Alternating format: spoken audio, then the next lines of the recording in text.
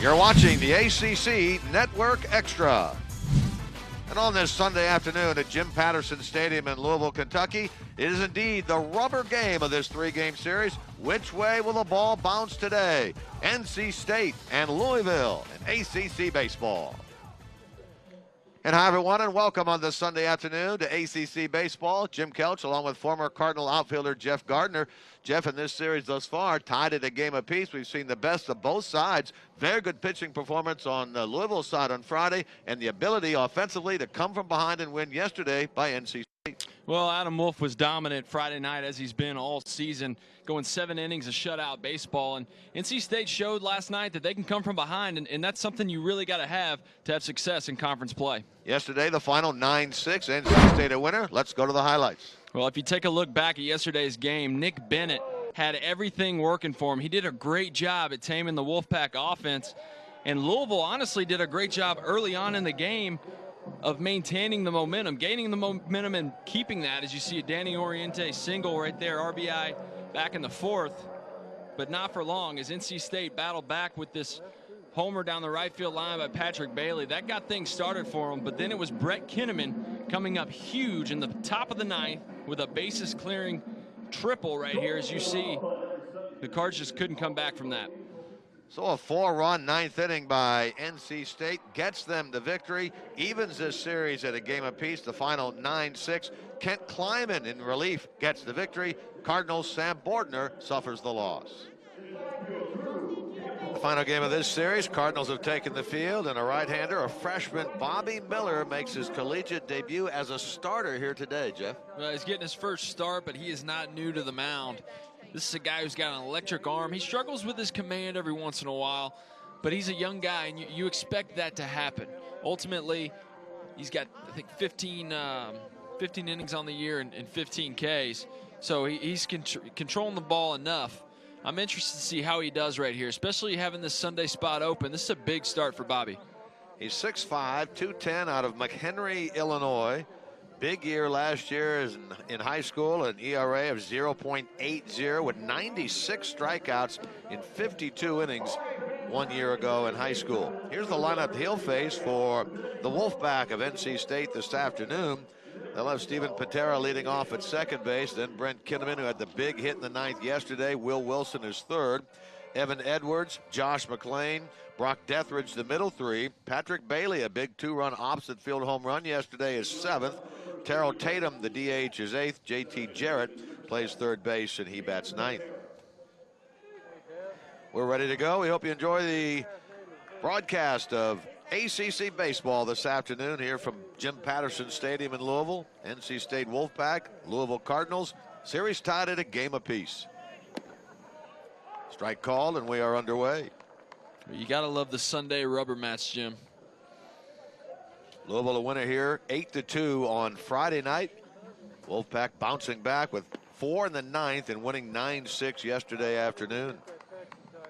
The victory by NC State puts them now at 24-6 overall, 10-4 atop the conference in the ACC in terms of the Atlantic Division. Louisville drops to 20-10 on the year, and they sit now at 6-8 in conference play, which is 2 more losses than they suffered all of last year. They went 23-6 a year ago. On a 2-1 pitch, a base hit into right field by Steven Patera, and that's how this game gets started. The Wolfpack coming out swinging early. Patera, I'll tell you what, that's huge to get your leadoff guy on base. Wolfpack's not going to play any games today. They're looking for their 8th consecutive conference series win. It looked like they were down and out last night, and then some late inning heroics was with Brett Kinnaman coming in huge for the Wolfpack. Yeah, they've won all 4 series that they have played this year in ACC play. Their last 3 last year. The last time they lost a conference series was late in April a year ago against Boston College.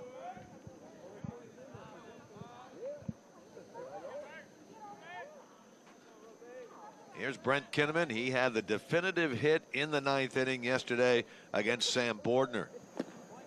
Yeah, that was a great piece of hitting yesterday in the ninth. mean, goes up against the closer, and Bordner was in a tough spot. Bases were juiced with nobody out. He had no option but to pitch to him. Brett Kinnaman made him pay. Kinnaman overall hitting .333 with a dozen home runs, now sitting at 40 runs batted in.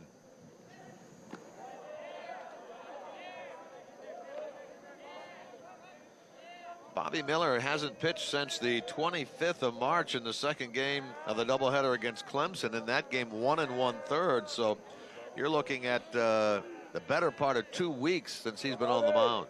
It's been a little while. Hopefully he's well rested and ready to go. He has 3 wins, 3-0 with a 1.20 ERA, a victory in his collegiate debut way back on the 18th of February against George Mason. A win here against Xavier on the 27th of February, and then a win against the ranked team, the Texas Tech Red Raiders, when they were in town for 2.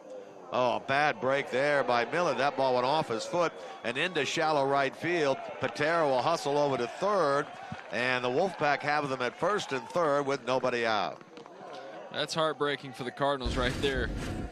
Miller, not anything you ever want to see, but that's something you live for. Anytime you hit the ball up the middle, in Kinnaman's case, you're hoping that ball kicks off the pitcher's shin and does just what it did right there. Kicks into right field. Patera's able to go first to third. Now the Wolfpack are sitting pretty. Take a look at the Cardinals defensively here this afternoon. Behind Bobby Miller, Jake Snyder, Josh Stowers, Drew Campbell left to right. Left side of the infield is Justin Levy and Tyler Fitzgerald. Right side, Devin Mann and Logan Wyatt. Zach Britton, the freshman, behind the plate today, catching fellow freshman Bobby Miller. Here's Will Wilson, the shortstop. Big chance here for the Wolfpack early to jump in front.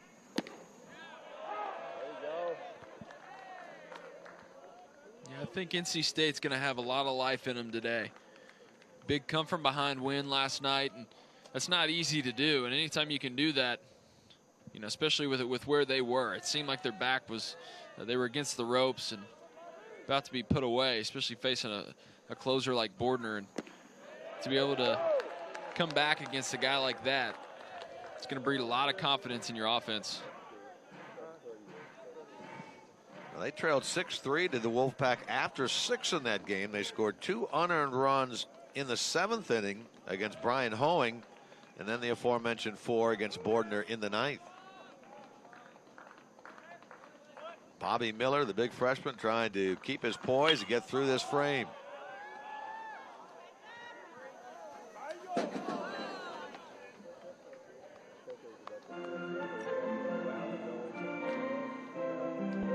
Will Wilson starts the game at .316 with 7 homers, 24 runs batted in.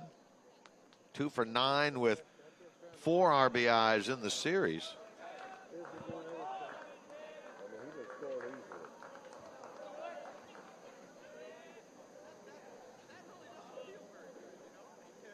Patera at third and Kinnaman at first with nobody out. There's where you see that struggle with command right there as Miller tries to go inside to Wilson with that heater. Struggled losing that ball off to his arm side just a little bit. We talked about the fact that he has 7 walks in 15 innings here in his freshman year in college after amassing only 6 walks in 52 innings as a senior in high school last year at McHenry West. Yeah, those are impressive numbers, but there's always going to be a little bit of a learning curve, as me and you talked about earlier before the game.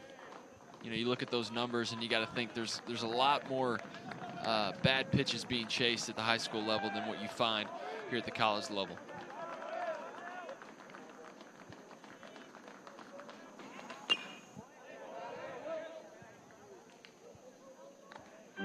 Bobby Miller, a 3-time All-State performer at the aforementioned McHenry West High School. 3-time All-State performer, left there as a career leader in wins and in strikeouts. Threw a couple of no-hitters in high school. Actually was the number 4 prospect in the state of Illinois and chose Louisville. That's a dandy breaking ball right there. He gets Wilson to chase and gets the all-important first out here in the first. That's a great pitch right there by Miller. Take a look right here. He's able to get Wilson out on that front foot, get him unsure, and he's not able to hold the bat back. So Bobby Miller a third of the way home here in inning number 1. Deals now with the first baseman, Evan Edwards.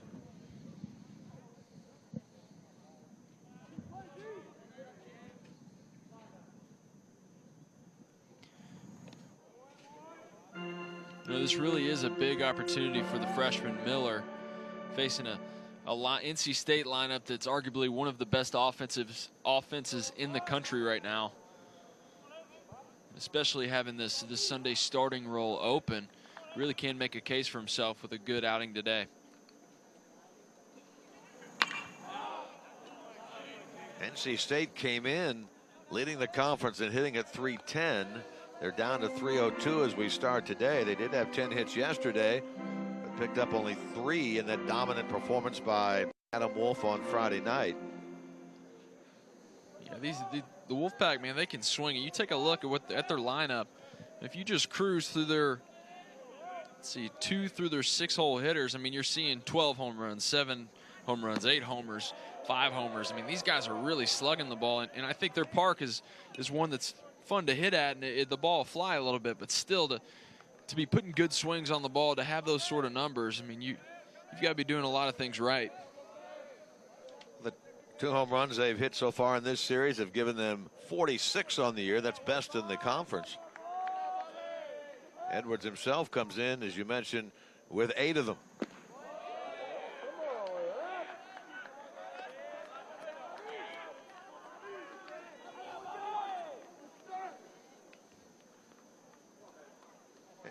Here's the head coach of the Wolfpack, Elliot Avent, in his 22nd year.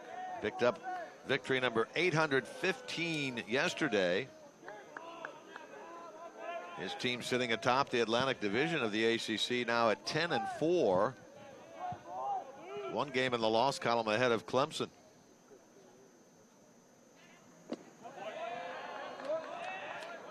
Well, he is all around the strike zone, but not quite getting a call from Brian Miller, the home plate umpire. No, it's a tight zone today, which, you know, could be good on both sides. Miller's going to have to tighten things up just a little bit. We talked about he struggles with command just a tad, but he needs to lock it in just a little bit better. He loses Edwards on 5, and the Wolfpack have the bases loaded with 1 out. We talked about it yesterday. Keeping your pitch count low as a starter. Obviously, 19 pitches in the first inning isn't where you want to be, especially with just 1 out. If he wants to, like we talked about, he wants to make a name for himself today. He's going to have to keep that pitch count down and work low and get these hitters swinging. Here's the leading hitter on this NC State club now, Josh McClain. Starts the game at .336, 3 home runs, 23 batted in. And in 3 games in this series has hit in 3 different spots. He led off Friday, hit number 2 yesterday, number 5 today.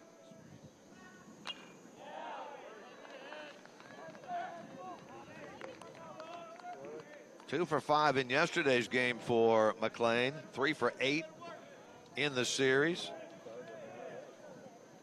And the 2-run homer in the 8th inning on Friday night against Shea Smitty.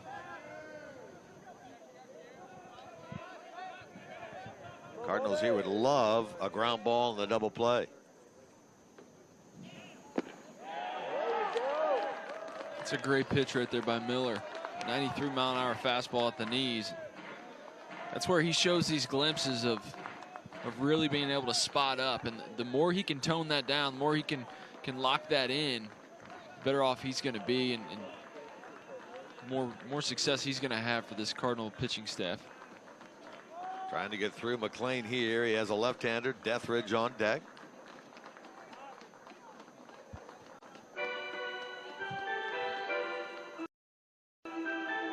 Saw Pat Romero, Jeff, catching the first 2 games. I wonder if it's a coincidence that it's freshman matchup today. You know, sometimes in my opinion, when you run a freshman out there on the mound, I think he's going to feel a little bit more comfortable having a freshman behind the dish. And that's because, you know, these are guys that obviously are both newer guys to the program. I think when you have an upperclassman back there behind the dish, every once in a while that can be a little intimidating to a young guy out on the bump because he doesn't want to make the wrong decision. But if he's got another young guy that's behind the plate helping him out, they feel like they're in it together.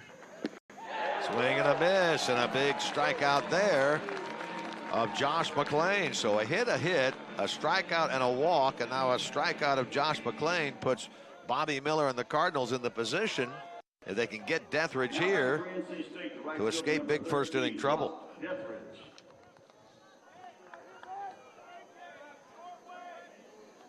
You take a look at the catcher breakdown on this Louisville team this year. Clearly, Pat Romero is the #1 catcher. He's made 18 starts. Zach Britton today makes his 11th. Here's Brock Deathridge. He's a right fielder hitting out of the #6 spot. Starts the day at .303, 5 home runs, 16 runs batted in for Deathridge. And he's hitless in this series, 0 for 7. And Deathridge has been struggling a little bit this series. He's just pulling off that ball a lot. You take a look at that one. I mean, that was a big swing right there by Deathridge. And when you take a big swing like that, a lot of times your head comes off the ball. Now you're not seeing it well, and that whole front side opens up. Tapper to third. Right, Levy will make the play. Wide throw goes down the right field line. 2 runs are going to score. Here comes a third runner to the plate, Edwards. He will score. Deathridge ends up at third, and North Carolina State has taken a 3-0 first inning lead. That's NC State taking advantage of an opportunity right there.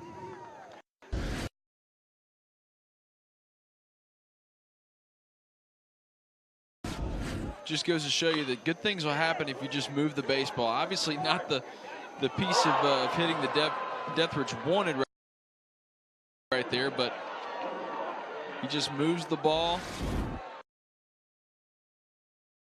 Gives Louisville an opportunity to make an error, and that they did. Levy made the first part of that play, charged in, got the ball, and then threw wide to first. He'll be charged with an error. Those turn out to be 3 unearned runs against Bobby Miller. Wolfpack have jumped in front here in the first 3-0. Switch hitting catcher Patrick Bailey, and a fly ball to left that Snyder will handle to retire the side. But NC State scores 3 times in the top of the first.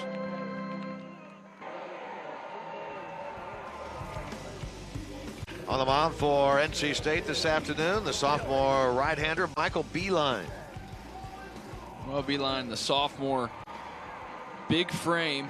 If you take a look at him, he's a guy he's going to live off his fastball a lot, even though he's got that 3-pitch mix where he likes to mix in a slider.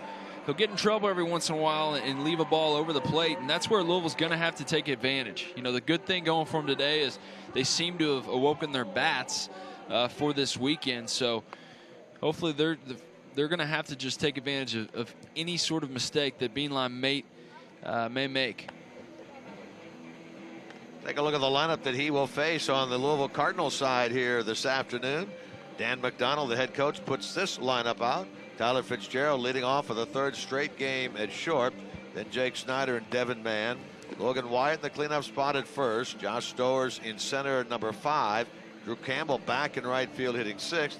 Danny Oriente's had a nice series in the DH role. He's 7th. Zach Britton, the catcher, bats 8th. Justin Levy at 3rd, hits 9th.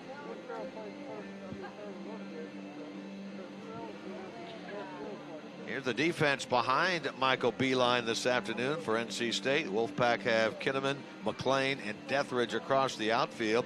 3rd to 1st is Jarrett Wilson, Patera, and Edwards, a battery of Beeline and Patrick Bailey. 3-0 in favor of NC State. They get 3 unearned runs in the top of the first against Bobby Miller. You know, he gives up the 3, Jeff, but I didn't really think he pitched as poorly as that would indicate. No, he really didn't. You know, that's not the way that inning should have gone. You know, it's a rough play from Levy right there, and you know, he had to rush a little bit. It was a high chopper, but you got to credit the freshman on doing his best to work out of a jam, and unfortunately the Cardinal defense couldn't come up with it for him. All right, so Michael Beeline ready to work to the shortstop, Tyler Fitzgerald, to get the Cardinal first going. Tyler comes into the game at 257, couple of home runs, 15 runs batted in.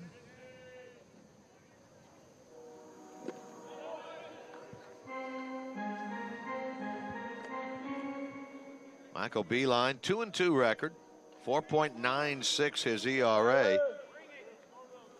Moved into the rotation in the middle of the season a year ago for NC State. Made 10 starts for them last year. Ended up 3-3 with a 4.66 earned run average. He did earn ACC all freshman team honors a year ago, joining Will Wilson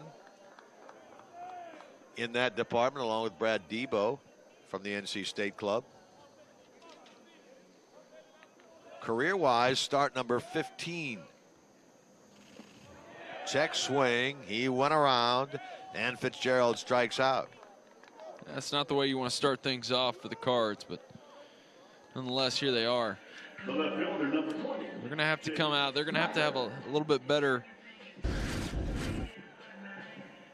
You can see right here, Fitzgerald just biting on that slider right there. It's a great pitch by Keeneline, but Cardinals are going to have to. They're going to have to do a little bit more today. As I said before, NC State's playing for their 8th consecutive series win. They're not going to give anything away. They're not going to take anything for chance. So Louisville's going to have to step up their game today.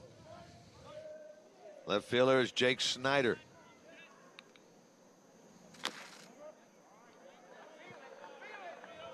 Jake comes in at 252 with 18 runs batted in. Hitless in the series, 0 for 6. He drew a walk in game 1, the only time he has been on base. Yeah, Snyder's been struggling this series, and if you take a look, I'd love to see a spray chart, but it seems like everything he's been doing has been rolling over to the right side. Lazy fly ball here to Kinnaman is the second out of the inning. You know, rolling over the ball to the second baseman and popping up to left field like that. A lot of people don't realize, but in the swing, that actually can stem from the same problem, and that means that front side is coming open a little too soon.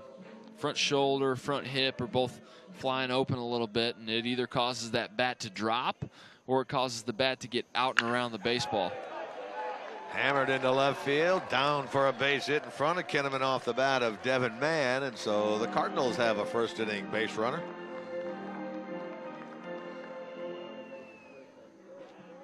Great swing by Mann right there. Mann on base, that makes his on base streak now at 15 consecutive games. And brings up Wyatt. This is what he did on Friday night. That came for U of L in the 3rd inning. First career grand slam for Logan Wyatt. Wyatt's been swinging the hot bat for the Cards, hitting .346 with 2 homers. Only 2 homers, but there's more in the tank. I'd be shocked if this guy didn't start adding some more homers to that number. The more comfortable he gets in there.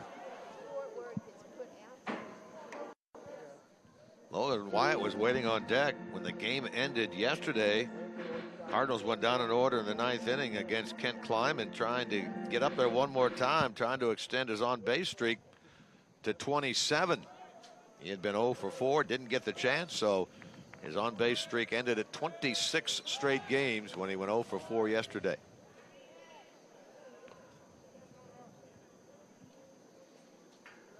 Still one of the top 15 hitters in the league at .346.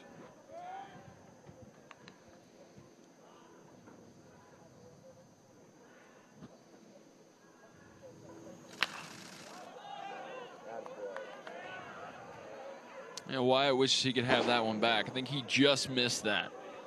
He went to pull that one a little bit. Maybe that Front side pulled open just a little too soon. That bat got tilted underneath the baseball, fouling it straight up and back. Wyatt, when he finds the barrel and he runs into a baseball, I mean, you know it. The ball's crushed, and obviously he's seeing the ball well up there right now.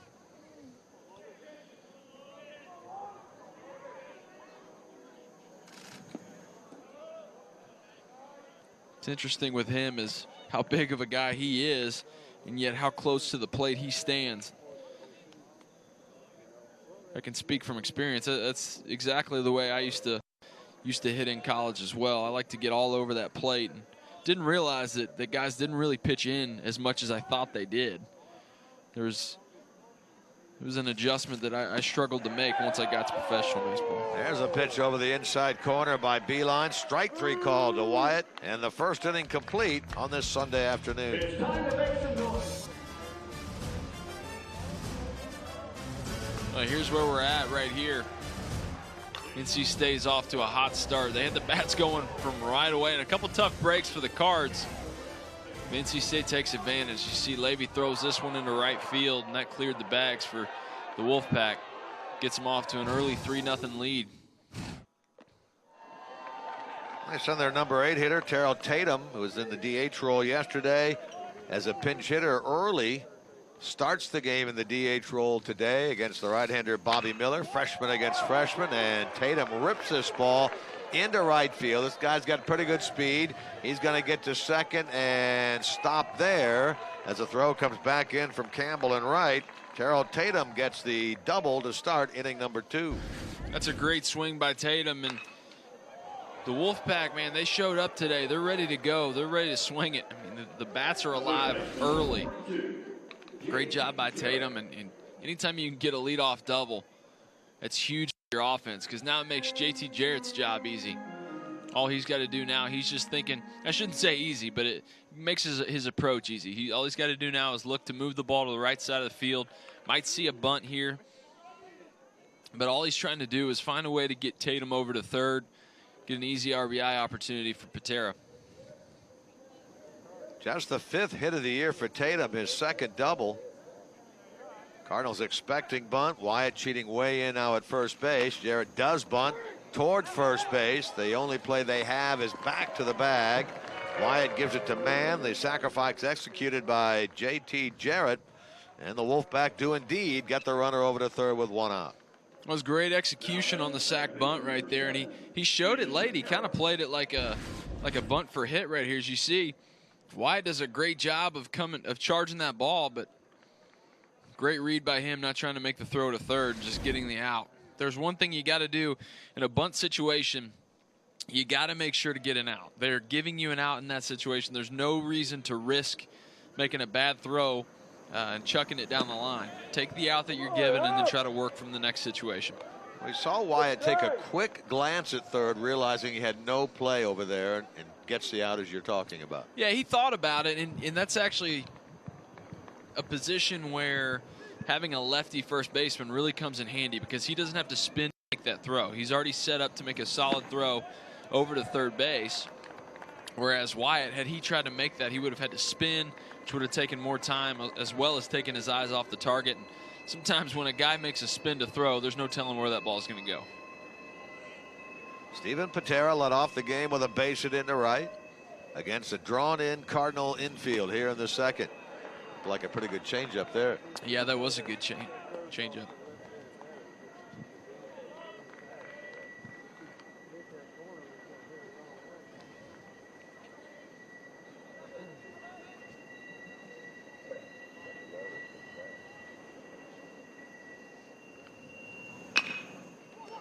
Runner will stay put. Nice play by Fitzgerald.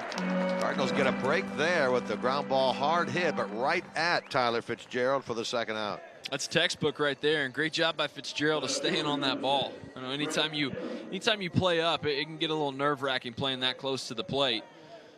Great job by Fitzgerald making the play, checking the runner, getting the throw over to first, and now the Cardinals are 1 out away from saving a run.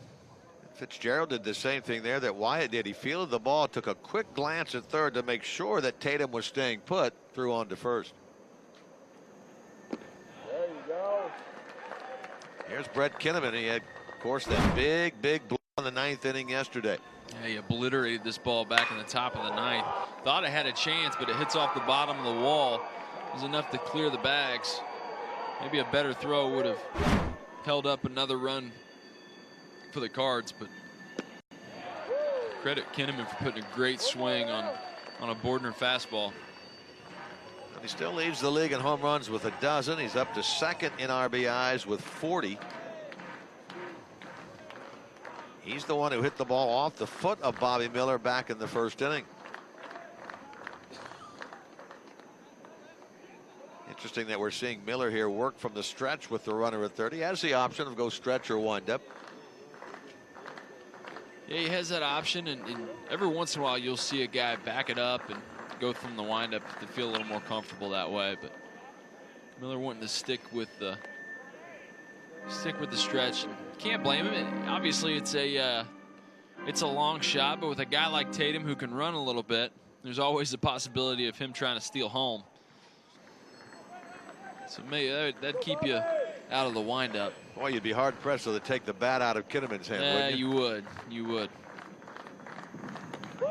Strike 3 called. Nice job by Bobby Miller to work around the leadoff double here in the 2nd.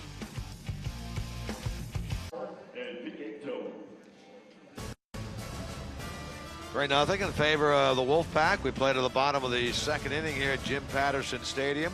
We should report no snow on the field prior to the game today, unlike yesterday when we showed you that shot at 10:30 a.m. prior to the middle game of this series where the field was covered with snow. Today, everything ship-shape and ready to go for Dan McDonald's club. Looking for victory number 530 if he can get it today. They've not lost a series to NC State since they've joined the ACC. This is now their 4th year. Trying to keep that going today with a win. Josh Stowers leads it off against the right-hander Michael Beeline here in the bottom of number 2.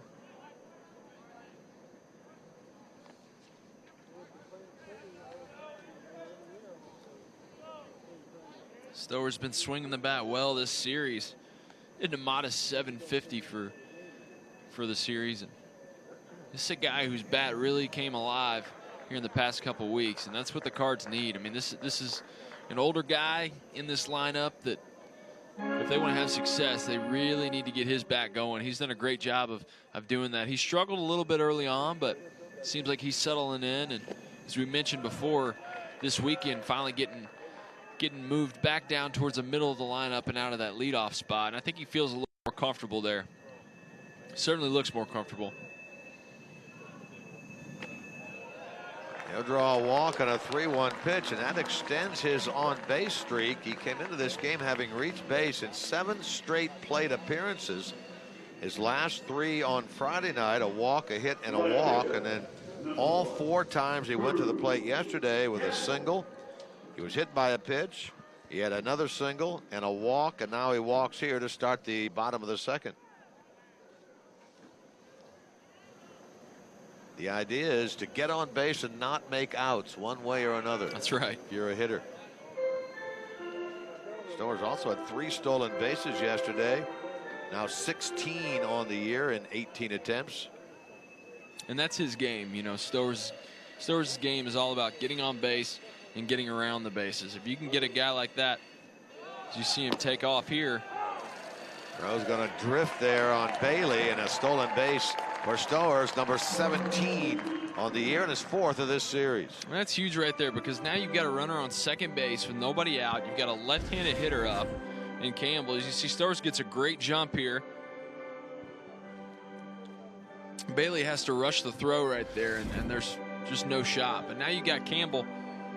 I'm not sure what's going on out here. Well, Avent goes over and talks to the umpire.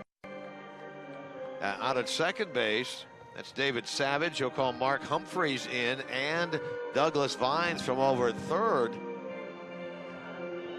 Wondering if he wants to challenge this or not. Apparently he does.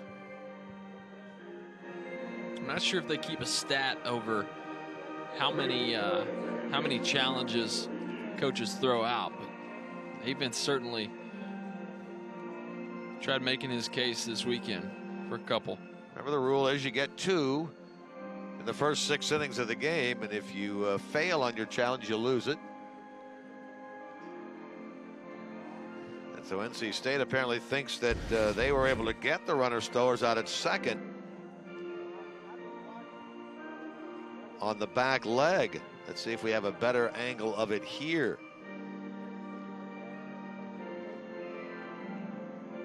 I'm not sure. I think he was on the bag, and yeah, I don't know that anything that we just saw would warrant an overturned call. Here come the umpires. Call on the field was safe, and they stick with safe. So a stolen base for Stowers stands, and Elliott Avent loses a challenge on that one. Now, is there a penalty for challenging and the call not being reversed? Well, you lose a challenge. You have 2 challenges. Okay, so if he'd have gotten that correct, he'd still have 2. Okay. Now he has 1 left, and then after the 6th inning, you don't challenge any longer. You simply can ask the umpires to take a look at plays. Okay. It was all this is all new, so it was kind of confusing to me. As I was saying earlier, I mean, it's big that Josh Stowers is able to move around to second base, because now if you're Campbell, you got a lefty up at the plate and Drew Campbell, and all he has to do is try and pull the ball to the right side of the field, get Stowers over to third if you can. Or you get maybe a knock up the middle. Campbell's been swinging it well.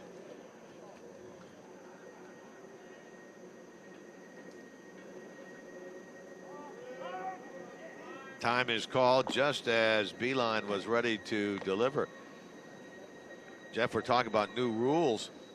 The challenge system, certainly a new rule. Also, the ability of the ACC, given their catchers this year, to wear an earpiece, to have the pitching coach who calls the pitches simply talk to them instead of signaling. Neither team using that today. We're going to get, I believe we have catcher's interference. A balk. Okay, we have a balk call. Okay. Now the ground ball was hit. Stowers kind of stopped between second and third. Yeah, that's what was throwing me off, was the way Stowers was playing it. We saw the home plate umpire signal there. On that replay, I didn't catch the balk, but a balk called against Beeline sends Stowers over to third. It's a smart move by Campbell, going ahead and swinging away. It takes some savvy to pull that off. A lot of guys, once they hear the balk call, they freeze up. But if you're the hitter, you can put a good swing on it. As long as you don't as long as you don't make it past first, you can replay the balk, or excuse me, you can use the balk instead of using the swing, which they do here, sending Stowers over to third. Campbell came back to the plate with an 0-2 count.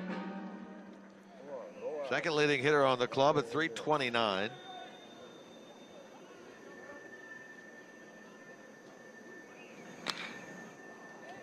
Lifts this ball down the left field line, chased in the foul ground, and a slide out there by Kinnaman, but he cannot come up with it. Kinnaman sliding in, that might have been enough to get Stowers in. Stowers has a lot of speed, and it's tough to pop up from a slide like that and make the throw. Kinnaman does a great job. He runs a long way for this ball. Makes a slide and comes up just short. Maybe a head first dive would have gotten the extension on that. Drew Campbell still alive at 1-2.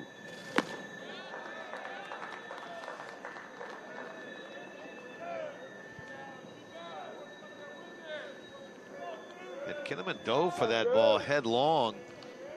For certain, had he made the catch, there's no way he's going to be able to pop up and throw to the plate. Let's see if they challenge this. Caught in right. Stowers tags. He's coming home. Throw is up the line. Stowers scores. Cardinals are on the board, and a fly ball into right by Campbell turns into a sac fly by the Cardinal right fielder. Great job by Campbell there. He did a great job all at bat of really seeing these pitches and picking out a good one. Puts a great swing right there. Doesn't drive it to deep right field, but a guy like Stowers on third, at that speed, you really don't have to hit it too far out there. A guy like myself needs a little bit more real estate before you feel comfortable coming home, but not Stowers. Great job. Now the Cards are on the board. And they do it with a walk, a steal, a balk, and the sac fly. 17th RBI for Campbell. Danny Oriente, who's come up big in terms of driving in runs in this series, stands in there. Drove in 3 in the victory on Friday. Had a couple yesterday. A 2-run 4th inning single that put Louisville in front. So 5 of his 13 RBIs on the year have come in this series. Starts the day at 281.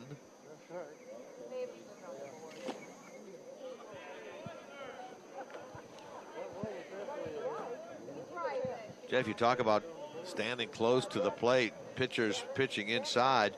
One of the things that it appears Michael Beeline is not afraid to do, the guy has hit 6 batters this year and hit 14 batters a year ago. Well, that's not always a bad thing. You know, there's I can recall actually Coach Mack talking about in many scouting reports, looking over different pitchers' numbers, and I guarantee you that he brought that up in the scouting report meeting today. Is that, hey, this is a guy who's got a lot of HBPs. He's not afraid to pitch in. And, you know, we had a guy like that when I played here by the name of Justin Amlung, who,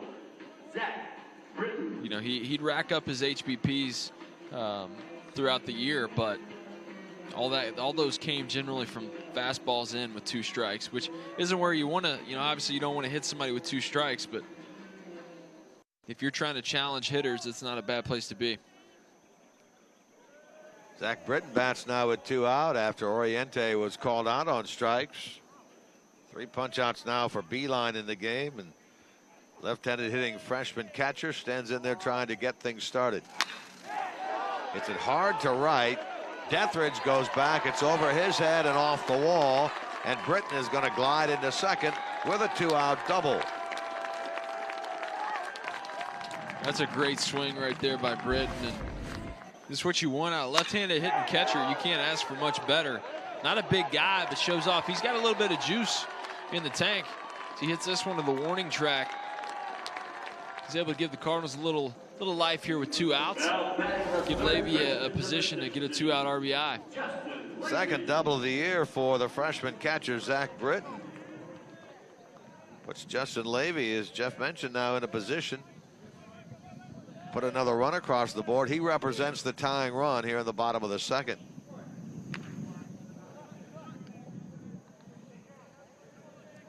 Levy at 245. Couple of homers, 23 runs batted in. 2 out of 6 with a couple of RBIs in this series.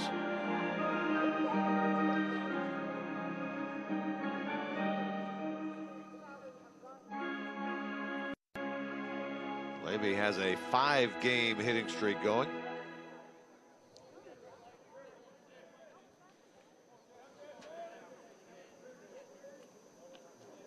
Hole on the right side for Levy, with Patera trying to stay near second base.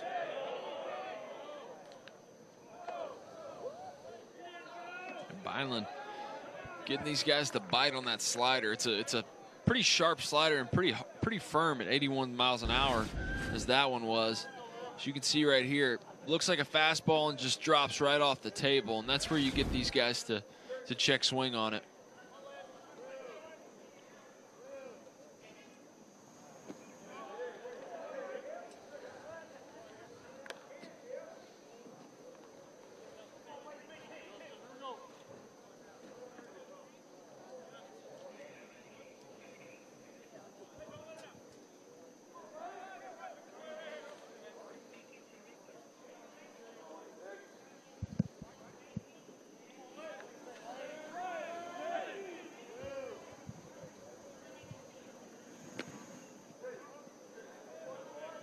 That went over but low. Now a 2-ball, 2-strike count to Levy.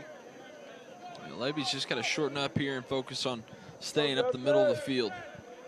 Don't try to do too much. Just move the baseball. See what happens. Just as North Carolina State did in the first inning.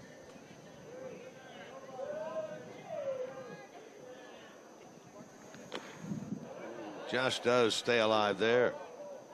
We talk about it a lot, but Deathridge did a great job back in the first. He came off the ball a little bit. Wasn't quite the swing that he wanted to put on the baseball, but he moved it. Gave the Cardinal defense an opportunity to make an error, and they did, and it cleared the bases. If Levy just moves this ball right here, good things will happen.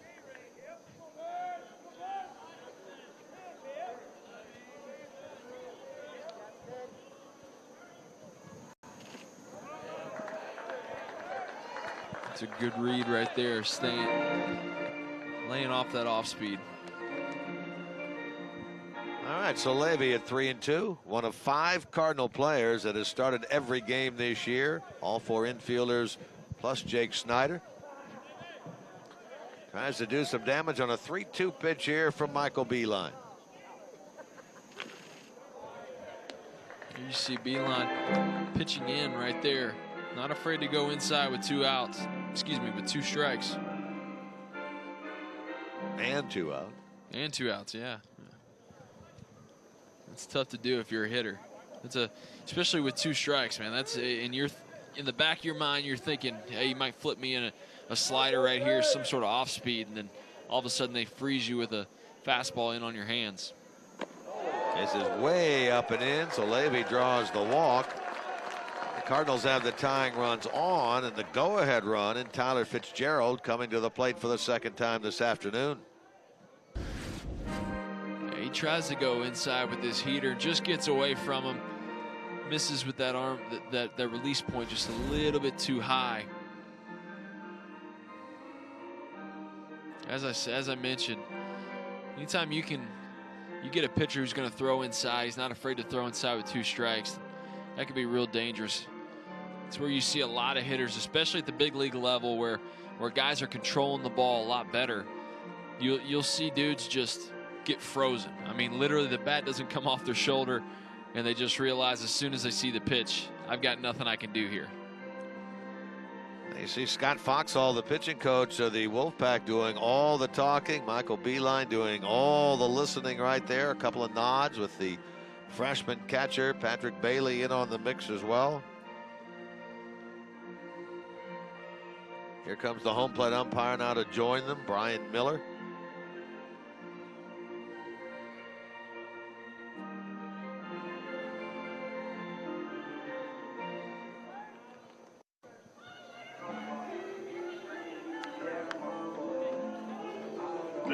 NC State 3 in the first.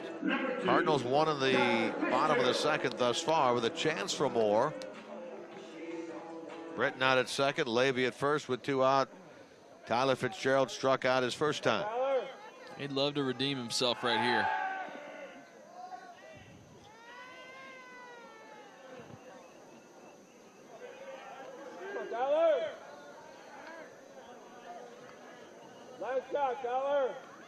Tyler from Rochester, Illinois, near Springfield, the capital of the state of Illinois.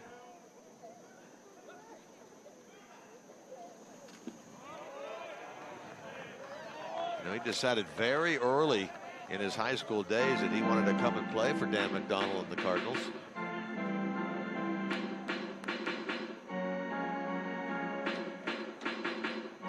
Watched this team a year ago. You saw him play a lot of third.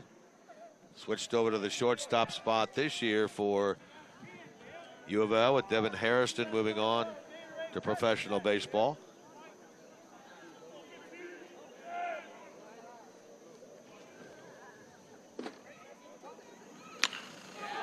Hit hard to third, but handled down there by Jarrett. Steps on the bag to retire the side.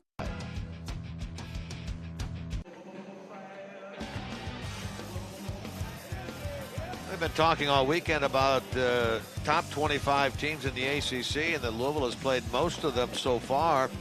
Here's a look at the top 25 teams out of the league. 5 of them there, 4 of them playing out of the ACC Atlantic Division. So it's a tough one for those teams out of the ACCA. Yeah, the Atlantic Division's a tough place to play, as you can see right there. Each team has got their work cut out for them. That's what makes this conference just such a great baseball conference, and great place to be for anybody who gets the opportunity to play in it. NC State at 10-4. You saw Clemson at 8-5 right behind them. They played a single game yesterday and lost at Notre Dame 5-2. Those two teams playing a doubleheader today. Florida State is at 8-6. They're in 3rd place. Florida State has split the first 2 games of their series down in Atlanta against Georgia Tech. They're playing this afternoon.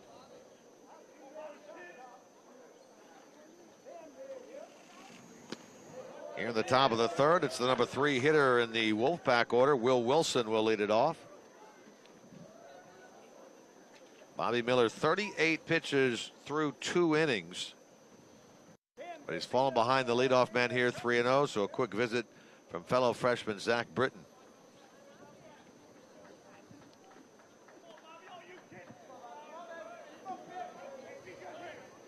Miller was able to get Wilson on strikes with 2 on, nobody out in the first. But loses him here on 4 pitches, and so the leadoff man on. The first baseman, number 18, Evan Edwards. Something we've talked a lot about, getting that leadoff man. Unfortunately, Bobby Miller's not been able to do that today. Well, you saw in the bottom of the 2nd for Louisville. They get Stowers on with a leadoff walk. He's able to steal, then the sac fly. Then a balk, and then the sac fly from Campbell. And Louisville was able to sneak a run out of that. And taking care of business from the get-go in each inning, going after the leadoff guy. I mean, it's huge whenever it comes to maintaining momentum. Edwards ripped this ball into left center field. Going to be handled out there by Snyder. Runner retreats to first base, and Will Wilson. If you're Bobby Miller right there, you're saying thank you to Evan Edwards very much. You just walked the leadoff man on 4, and he's offering up at the first pitch. Yeah, and he almost drove that ball out of the ballpark to left field. I mean, that ball was really crushed, and it had a lot of carry to it. And if you take a look around the ballpark, there's not a lot of wind today, so that was all raw power right there. And any little gust of wind out towards left field, I think that may have carried out to the berm. Talked about his control, or sometimes lack thereof. Bobby Miller's walked 2 and 2 1/3 so far in this game. And he's given up 3 hits, and the thing is he's really trying to live off of his fastball. And the problem there is with a team like NC State, they're not going to allow you to do that if you're throwing strikes. NC State, came into this series hitting .310 as a club. Obviously, these guys can all swing, and if you take a look around at take a look back at Friday and Saturday night's game, Adam Wolf and Nick Bennett were both able to be so successful against this lineup because of their off speed. Each of those lefties both have solid sliders and cutters, and they made great use of each of those, throwing a few changeups in there as well. And ultimately that's what was able to shut down NC State. Having a fastball guy out there like Miller, that may be some trouble. NC State has, including the man at the plate here, Josh McClain, 6 hitters in their lineup hitting .300 or better. Now, granted, Steven Patera only has 15 at-bats, but he's a regular who's coming back from injury. Figures to be a good hitter. He hit near 280s or so a year ago.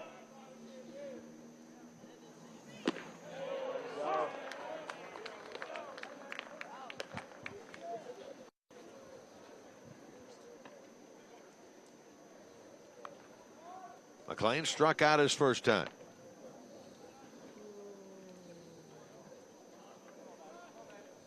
In this series, 3 hits, 9 at bats.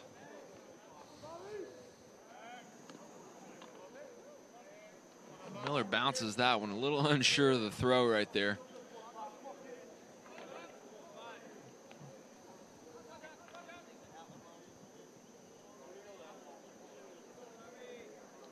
Wilson does not have a stolen base attempt this year.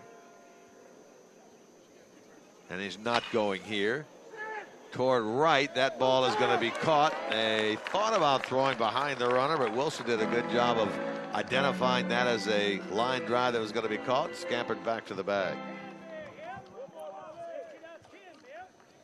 Great play by Campbell out and right. It doesn't look difficult at all, but whenever that ball comes off the bat of a righty, in right field especially, it seems like that ball just continues to carry off to the right side of the field. Anybody who plays golf has ever seen somebody slice a ball, you know, off the fairway. That's essentially what you're dealing with anytime a ball's hit down the corners. Yeah, you're the right fielder. You just keep moving left. That's and it it. seems like you're going to run out of ground. That's it. You can't run far enough to your left. That's the key. So Miller now, after the leadoff walk, gets the next two, tries to get through this inning if he can deal with Brock Deathridge, and gets the first pitch in there. It was Deathridge AB in the first inning, which led to the Wolfpack's 3 runs. He chopped that ball to third. Levy made a nice play on the ball, and then threw it wide to first, enabling the 3 runs to cross the plate.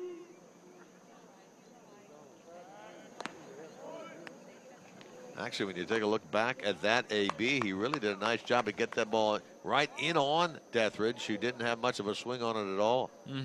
Exactly. And Deathridge was, yeah, I mean, he was pulling off the ball a lot. I'll be interested to see how he fares in this at bat, but his front side's really been flying open a lot this series. Into center, Stowers closes, and a nice job on a dive and a catch by Josh Stowers out in left center field to take a hit away from Brock Deathridge and end the inning.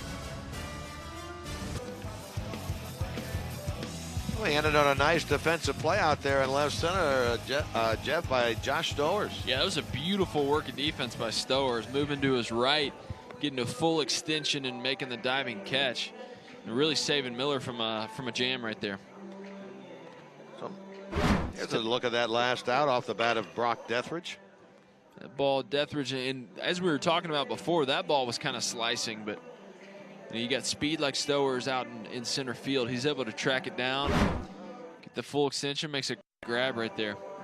What we have seen from him, not only in this series, but all year, is he really gets good jumps on balls, doesn't he? He does. He does a great job patrolling the outfield and center.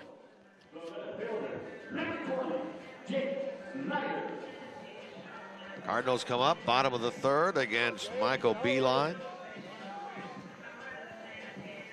And look at what Beeline has done over the course of his last 2 outings. You'd figure that the Cardinals are going to eventually get to him. He's 2-2 on the year with a 4.96, but in his last 2 games, both losses, both at home, one to Georgia Tech, one to Virginia Tech, he allowed a total of 11 runs, 8 of those earned in 3 innings worth of work. And throw 14 hits in there, so he had not exactly been pitching well coming into this game.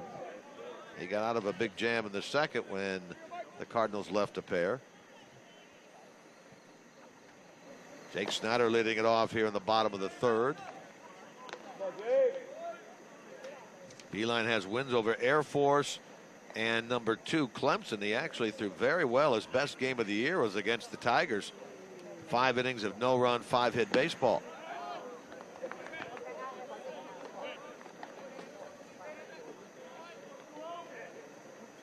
Snyder flied to left his first time.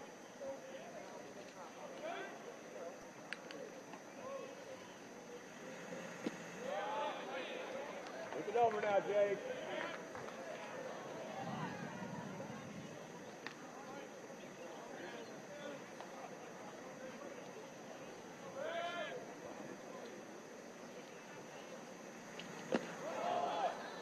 Swinging and missing on the 3-2 pitch. 4th strikeout for Beeline. That's the way the bottom of the third starts. Snyder's been scuffling a little bit, as I talked about before, just kind of pulling off a lot of these balls and missing them. He's got to do a better job of staying on it, even on some of his takes. His check swings on a couple of these takes is you know, it looks like his front shoulder's opening up just a little bit, and it looks like he's automatically trying to pull the ball instead of seeing it first. Devin Mann bounces that ball foul for strike 1.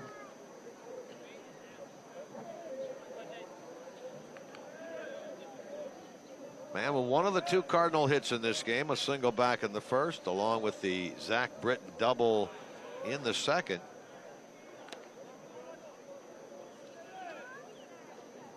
The man's on base streak sitting right now at 15 straight.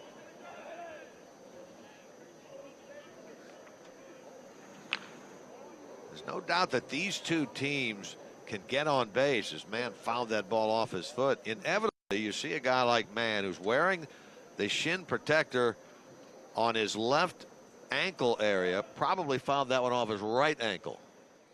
I'm not sure. He's grabbing that left leg. I wonder if it caught him in his knee. Yeah, it sure did. Yeah, I think it caught him right above his left knee, and that's not a good spot to get hit. That's pretty tender up there. That's rough, and all that stems from Beeline throwing that inside heater, and Mann was unable to get the barrel out in front of him. Came across the top of it and just fouled it right off the inside part of his leg. I guarantee you, though, you can attest to this. If you put a piece of protection on, the ball is not going to hit there. It's going to hit somewhere else. That's right. That's right. Guys keep getting hit in the same spot over and over until they finally put some protection on it. And then of course, you'll never hit it again.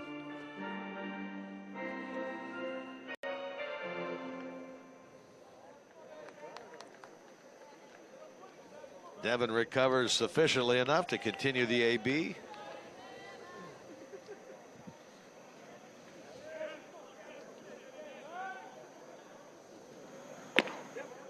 Well, he comes right back in on him again there. I know it, man. He is really going after these guys. That's fun to see. It's fun to see from a college pitcher. You see a lot of guys are just so afraid to go inside. They're afraid to hit guys, but Beeline's he's not that guy. In on him again, and Mann swings and misses. Back-to-back strikeouts. Gets the Cardinal third going. Yeah, there he goes with that front door slider right there. That was a great pitch. He throws a slider right at Mann's front hip, and he's already a little weary because he's fouled one inside pitch off the inside part of his leg, missed another, and then just really gets him to freeze a little bit on that inside slider. So 5 strikeouts now for Beeline. Season high for him. Career high is 6, so he's 1 away from equaling that. Looking to have the first 1, 2, 3 inning of this game on either side.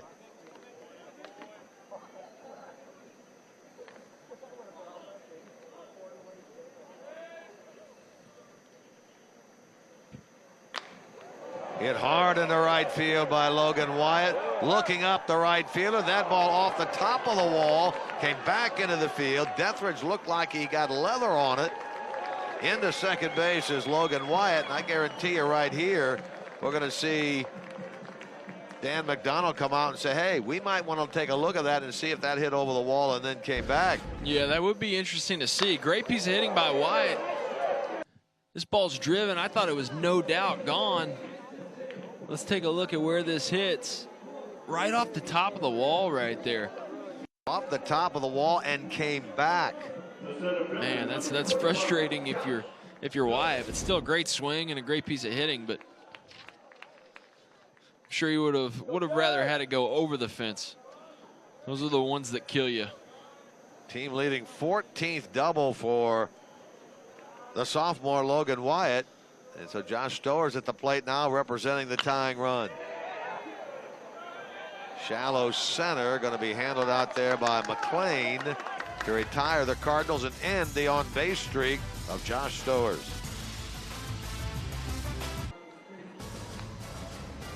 And we wondered how long Bobby Miller would go in this game. The answer is 3 innings in his first collegiate start. He's out. The new pitcher in, the left-hander, is Reed Detmers. Well, Miller ran his pitch count up just a little bit too high for here in the 3 innings. But Detmer's a guy they've used out of the bullpen pretty good amount this year. 22 innings, 32 strikeouts, but 22 walks. So, again, another guy that is a little bit all over the place, but giving up about a walk an inning. Not what you want to see, but hopefully he can help the Cards out today. So a 3-inning, 49-pitch outing for Bobby Miller in his first collegiate start. 3 unearned runs, 3 hits, 2 walks, 3 strikeouts. I would say overall it was an encouraging outing, one that you'd want to say, hey, I think he deserves another look. Yeah, I think he deserves another look because, you know, those 3 runs were all given up in one bad play. I think he did a pretty good job of battling in certain situations. His location and control could have been a little bit better, but overall, for a freshman, I think it's a great outing. Yeah, I think you have to cut the guy a little slack making his first collegiate start. Yeah, definitely. A lot of guys, you know, he's gotten into a rhythm of coming out of the bullpen. It can be tough to figure out how to start a game again. You know, you're not going out and trying to blow every guy's doors in by throwing as hard as you can. You've got to tame it just a little bit and not throw quite as hard. So Dan McDonald and company turn it over here in the 4th to Reed Detmers. He gets the bottom 3 in the Wolfpack order. And at 1 and 2, he blows a fastball there by Patrick Bailey at 91 to start the 4th. The designated hitter, number 1, Terrell Tatum. Here is Terrell Tatum. You know, Detmers, if you look at his numbers throughout the year, it seems he's either going to have an outing where he's going to give up 4 or 5 walks, or he's going to give up no walks. That's where most of his walks have come throughout the year. He's had 4 games with 4 or more walks, and everything else has been 2 or less, giving up maybe 1 in 2 innings or 1 in 3 innings. So overall, what he's searching for right now is just that consistency. Detmer's got good stuff. He just needs to settle in, get some consistency. He's going to be a great arm for this Cardinal bullpen in the future. Hails of Chatham, Illinois, went to Glenwood High School there.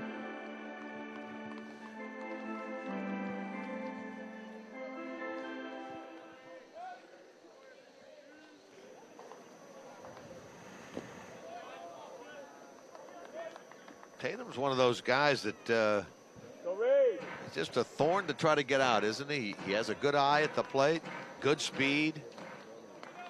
It's a get-on-base guy for NC State. Yeah, he's a great guy to have in the lineup, and I'm sure NC State's happy to have him back out there.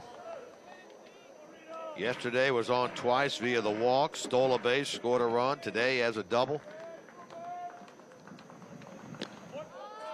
Possesses a keen eye, and he draws the walk there, and he's on with 1 out. Sometimes that ability is overlooked. When you're at the plate, you're able to discern that pitch is going to miss just a little bit as opposed to reaching for it, giving into the pitcher. Tatum hasn't done that all series.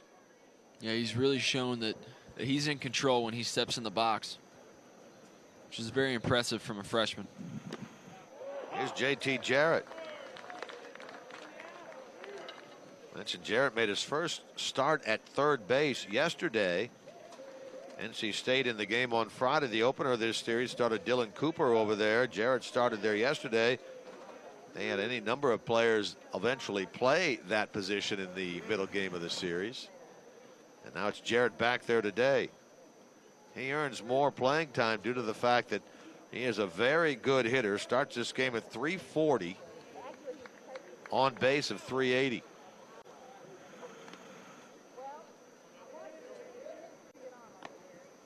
Another one of the numbers that sometimes to me gets overlooked is the on-base percentage number. You see a lot of talk about average, slugging percentage, OPS, on base plus slugging. People are enamored with the power of the game, that's for certain, particularly at the major league level. But as we talked about earlier, the idea is to get on base. So you always like to look at that on-base percentage. This guy, how often does this guy get on base? Yeah, exactly. And you know, especially your speed guys. I mean, that is their sole responsibility is to just get on base and get around the bases. Runner takes off. Tatum, foul ball near the dugout, will get out of play. And we talked about this a little bit yesterday before the game. Is, you know, everybody, as you mentioned, they're just so enamored with the home run these days, and now everywhere you look, you see launch angle and exit velocity and everything. And I think kids especially are losing sight of the fact that, hey, baseball's a game. It's not batting practice. You know, it's not all about hitting the 3-run jack. Sometimes you got to just move a guy over. Sometimes you have to look for an opportunity just to get on base. And I think where we're at right now in the game, people are losing sight of some of that. There's a nasty 6-12 or 12-6 breaking ball right there by Detmers. It freezes Jarrett, sends him back to the dugout. So what, the 6-12 would be even nastier. It would be.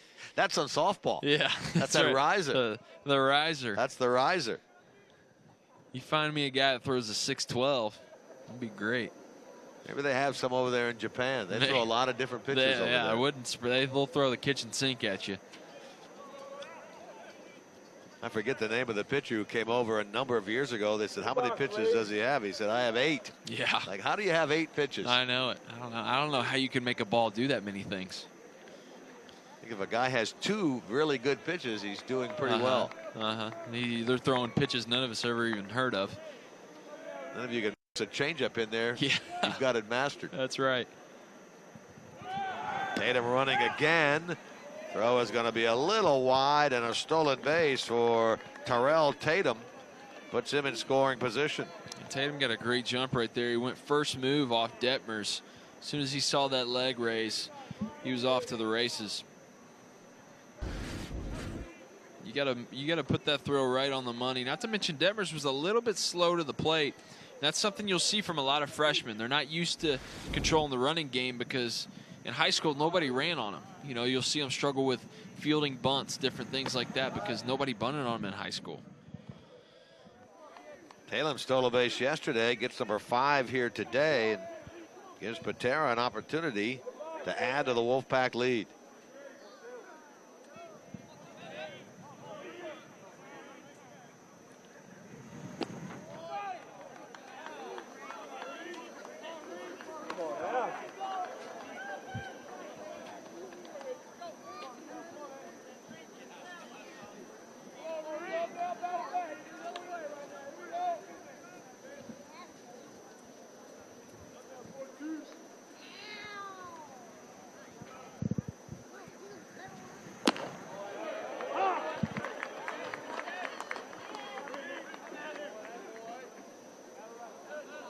Detmers could give this Cardinal team some length out of the bullpen. He's had 4 outings of 3 innings or more. His longest was a 4 2/3 outing. That was a start against Youngstown State. If things go well for him, it's conceivable he could take them through the 6th. But now he's walked his 2nd batter of this inning, meaning that pitch count goes higher. Yeah, you can see it's up over 20 pitches now. About to be over 20. And generally, you want to try to stay around. A great inning would be around 12 to 15 pitches, but these guys are just hanging around way too long, and they're letting these guys, letting the Wolfpack lineup, giving them a few too many opportunities, I should say. So a visit to the mound by Roger Williams, the pitching coach of the Cardinals, to talk with Reed Detmers and the catcher Zach Britt. NC State leading 3-1. Cardinals won here on Friday 8-2. A dominant pitching performance by Adam Wolf. 7 innings of no-run, 2-hit baseball to snap a 2-game losing streak. Big blow in that game was the grand slam by Logan Wyatt, first of his career. Yesterday, the Cardinals were in control through 6, led 6-3. NC State gets 2 in the 7th. And then 4 in the 9th against Sam Bordner. Cardinals got an order in the bottom of the 9th. Wolfpack even the series at 9-6 with a victory. And so, yes, the rubber game of the series here today.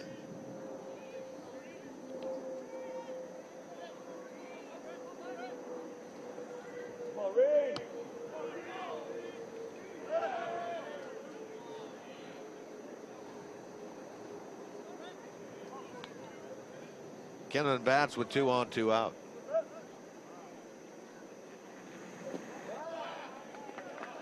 That's what you see right there that makes Detmer such a great pitcher. Excuse me. Well, I guess I should say shows some great potential. I mean, that's a great looking slider that he's got. If he can tame that and get that control down, as we talked about, you know, get away from the outings where he's giving up 4+ walks, he'll be in great shape. Anything above 3 walks per 9, and you're walking too many guys. Yeah, exactly. You know, I say it time and time again, as I've told a lot of guys. I mean, I'd much rather play behind a guy who's giving up hits than a guy who's giving up walks. Keep the ball around the plate. There's control, and then there's command. Yeah, exactly. And there's a big difference. A guy who can command his pitches is going to be very valuable to a team. That's a guy who happens to the game, doesn't let the game happen to him. We've seen a lot of that command out of Adam Wolf so far, and Nick Bennett in the starts that we've seen them make. Yeah, they really have. They've done a great job really all year round, and Bennett's just now getting back into that starting role. But Louisville's got great starting pitching, but where they struggle is the bullpen. They run a lot of freshmen, a lot of young guys out, and you're going to struggle with when you're doing that. And from an NC State side, they're going to say, hey, don't forget Brian Brown. The guy's been the top pitcher in the ACC this year. Yeah.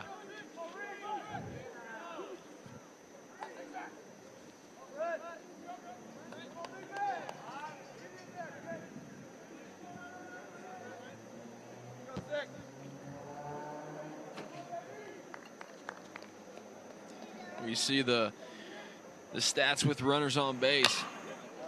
Hit hard in the right field by Kinnaman, near the wall, looking up. That ball way out of here. Brett Kinnaman is 13th of the year, the ACC leader in home runs. Ripped a 3-run shot against Reed Detmers, a lefty-lefty blast, and it is 6-1 in favor of the Wolfpack. Kinnaman showing it off again. That ball is absolutely crushed out to the right side. I mean, there was no doubt once that ball left the bat that it wasn't coming back. Kinnaman showing off exactly the kind of hitter that he is. I mean, he's been doing a great job, having a great season, tacking on his 13th homer of the year right there. I mean, that ball's hit halfway up that tree right there. You can't even see it. So the ball's crushed, and that's another blow to the Cardinals. About 7 RBIs in this series now by Brent Kinnaman. Puts his total at 44 on the year with the aforementioned 13 home runs. Boy, if you don't believe walks will kill you, look who scored in front of him. Tatum, who had walked, Patera, who had walked, both come home to roost. Exactly, and those walks and hit by pitches and errors, they're all little things that typically you can control as a player, and when you don't control them, it ends up leading to a lot of runs for the bad guys.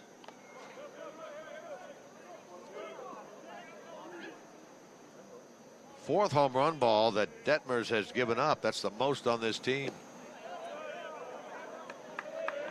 You look at Kinnaman's numbers. I mean, 13 homers, 44 RBIs. That's a great season, let alone to be in the middle of the season with those numbers. Fitzgerald will charge, pick, and throw to retire the side. But Brent Kinnaman, a 3-run homer in the fourth, 6-1 Wolfpack. Well, if you're Michael Beeline, you're 2-2. You have pitched well in your last 2 outings, and now all of a sudden, as you go to the bottom of the fourth inning, Jeff, you find yourself with a 6-1 lead. That's got to give you a jolt of confidence. Yeah, a 5-run cushion will make you feel good, especially midway through the game.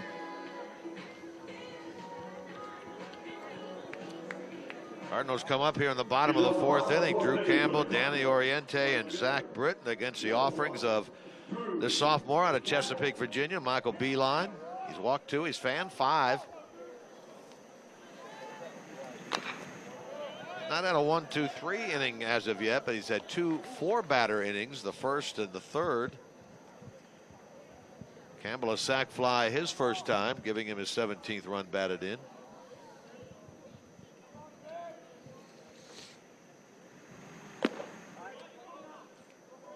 Funny how the momentum of this series shifted, starting with the 7th inning yesterday, because Louisville had dominated the game on Friday, dominated the first 6 innings yesterday. Wolfpack came back and won yesterday, and now they've jumped out 6-1 here today. Campbell out to left, handled out there by Kinnaman. Looks like Kinnaman may have been battling a little bit of sun there. which you wouldn't think because, I mean, it's a pretty overcast day here, but every once in a while that ball will find the sun.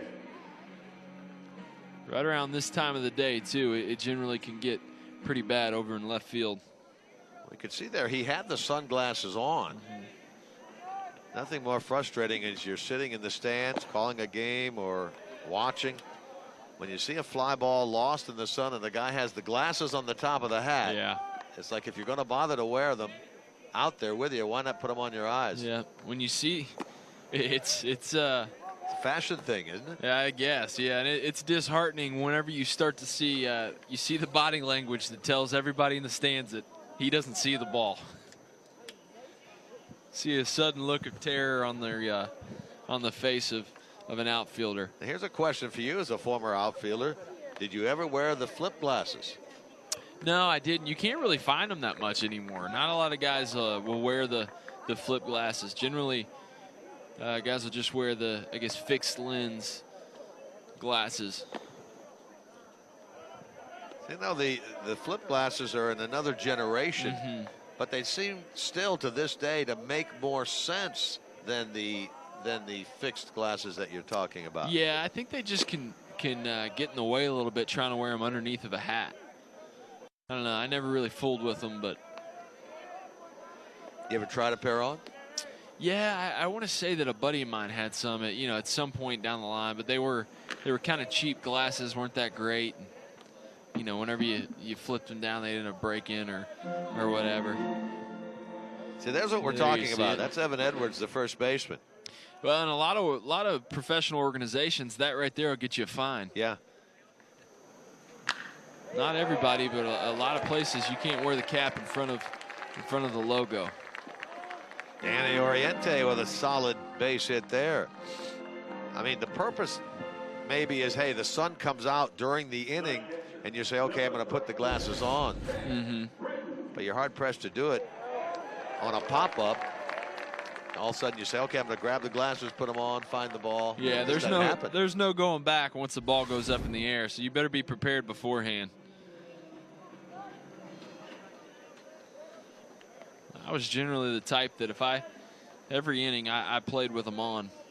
Oh, you did? Oh, yeah, until it was a night game, or until the sun went down completely. I generally kept them on all game. Oriente's hit his first, team's fourth. Hits are even at 4 in this game. Wolfpack leading 6-1. Again, we throw out the name of Kinnaman, who was the big 9th inning offensive hero yesterday for the Wolfpack, and again today with a 3-run homer in the top of this inning.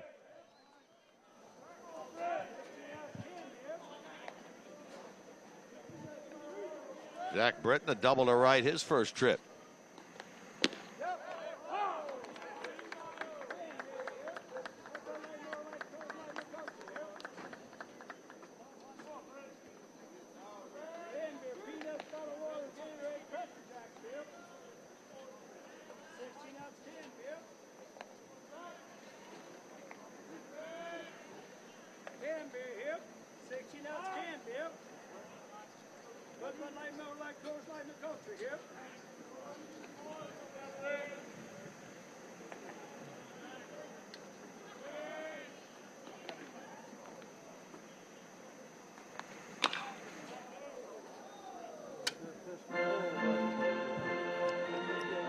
Swing right there by Britton. That ball just off the plate.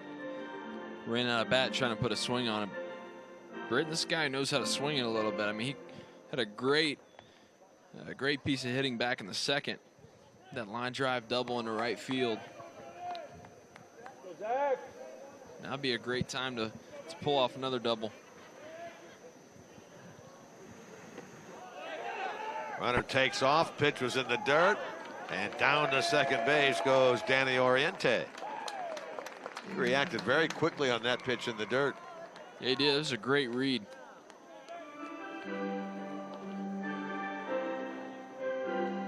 That'll go down as a wild pitch on B-line.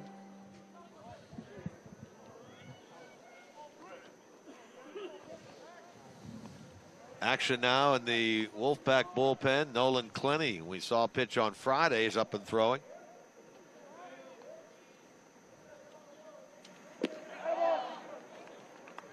That's a strikeout of the freshman catcher, number 6 for Beeline. That ties a career high for him. 6 Ks in this game.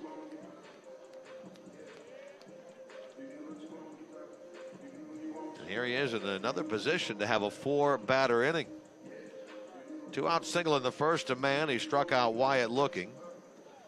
2-out double in the third to Wyatt. Stowers flied out.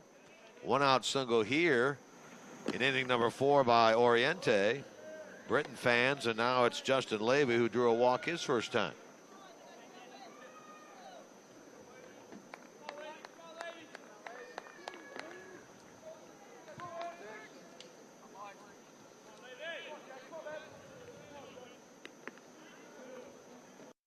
.72 pitches now for Beeline. That one hit him. Levy hit by a pitch, so he is on for the second time today. That one got him right there on the forearm, it looked like. Yet again, we see Beeline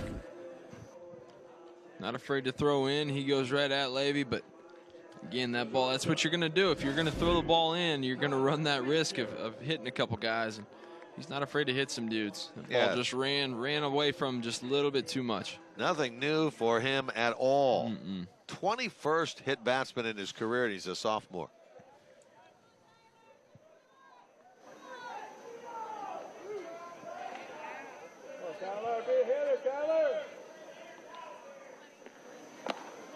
And you know, with Beeline not being a full-time starter, this is his 10th appearance, 5th start this year, coming off 2 very subpar outings his last 2 times out. Elliot Avent may be thinking, hey, I can get him through here. Well, now here comes the head coach of the Wolfpack now with a 1-ball count on Fitzgerald. He may think that Beeline has simply run out of gas. Yeah, he's taking his time strolling out to the mound, too. We'll see if he decides to make a switch. So the entire infield gathers around the head coach, and he'll stand out there and wait until Brian Miller comes out, although clearly Clenny has been throwing down in the bullpen and is ready to go.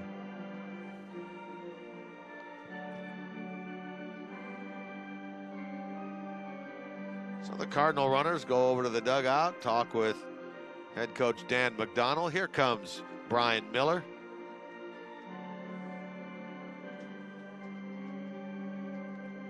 And is he or is he not going to make the signal here?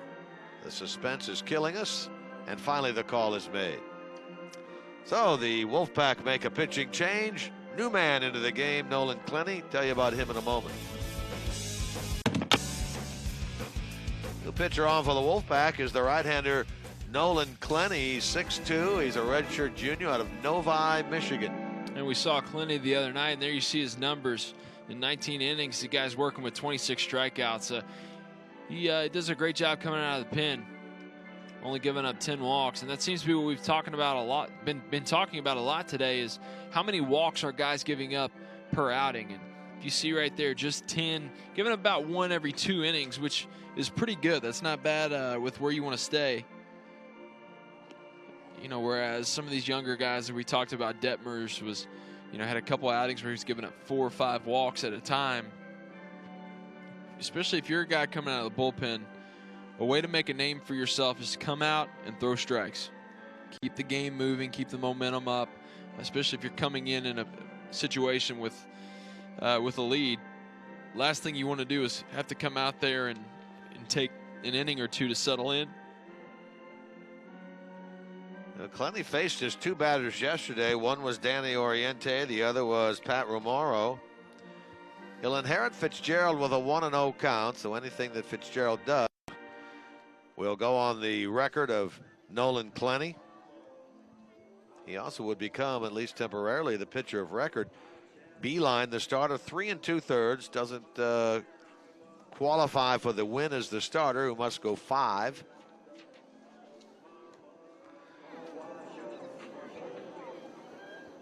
So the right-hander Clenny inherits a 1-0 count and is ready to work here to Tyler Fitzgerald with 2 on and 2 out.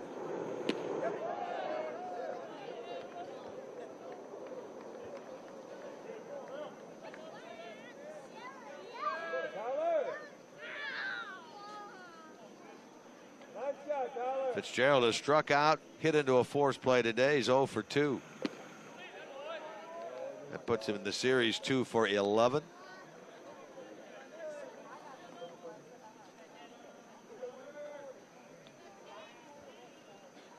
Oriente out at second, Levy over at first. Be interesting to see. I wonder quite how far Avent wants to allow Clinty to go. That's going to drift out of play past the NC State bullpen. If you take a look back at Clinty's last 4 outings, just a third of an inning yesterday, and the past 3 before that were all for the same amount, just a third of an inning. So not a guy that he's using for a lot for long relief. His longest outing came back in February against Furman, went 3 1/3, but for the most part, he's a guy who's coming in maybe 1 or 2 innings max. Yeah, he's not a length guy at all. No, he's not. They've got another arm up down there. Yeah, throwing now is Nick Swinney. So you got to wonder if this is kind of a matchup deal. He wants to match him up against Fitzgerald in the next couple righties that he may face. Runners on the move on a 3-2 pitch. Check, swing, appeal, and Mark Humphreys says, yes, Fitzgerald went around. Cleany gets the strikeout, and the inning is over.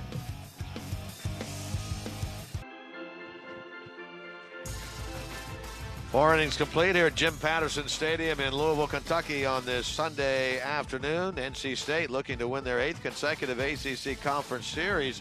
Dating back to last year, lead this game 6-1.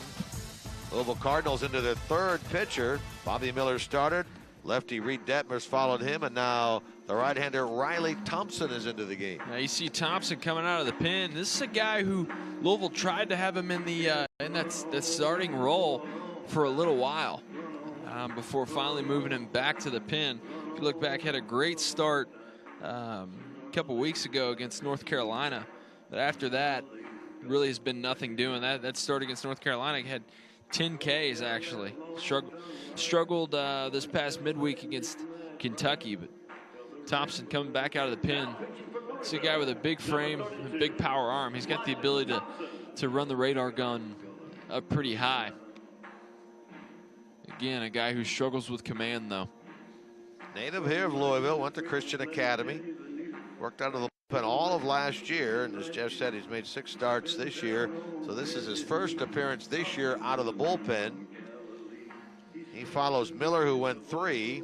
Reed Detmers goes 1, allows 3 runs, all earned, 2 walks, and the hit. The hit was the home run by Kinnaman. Thompson tries to keep it a 6-1 game as we enter the 5th inning. Evan Edwards will lead things off, first baseman of the Wolfpack.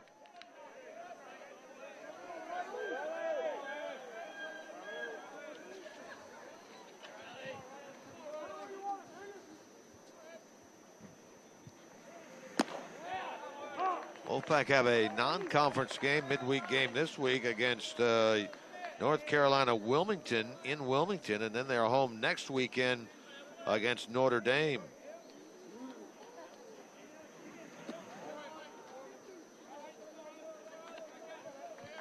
Cardinals the midweek game this week against Northern Kentucky out of the Cincinnati area. That's here on Tuesday, and then next weekend in Blacksburg against Virginia Tech.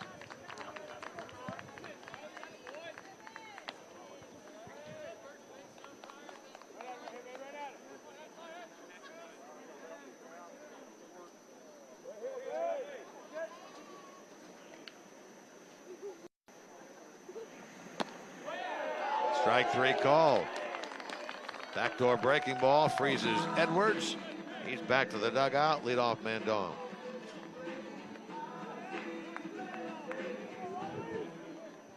Center fielder number 15, Josh McLean. That'll be Josh McLean.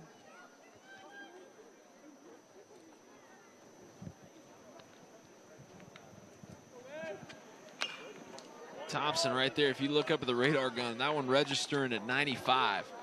I mean, this is a guy that if he could just really tone in and dial in his his command of his fastball and his off speed. I mean, he can be extremely lethal.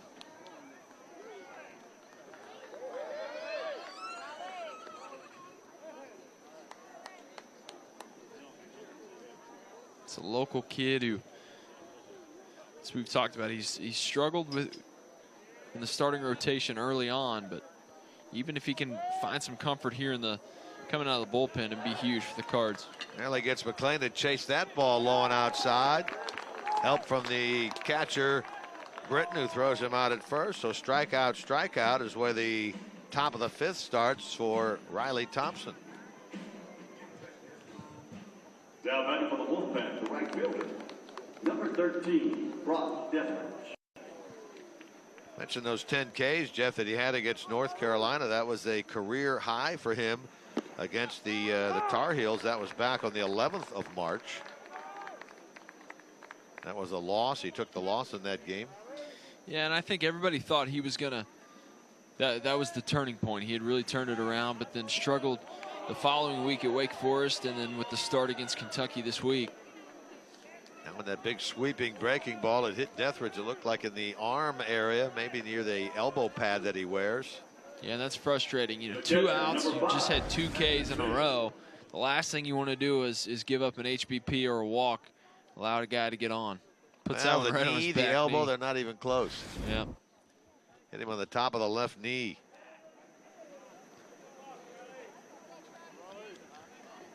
Now the switch hitting catcher Bailey bats with a runner aboard and 2 out.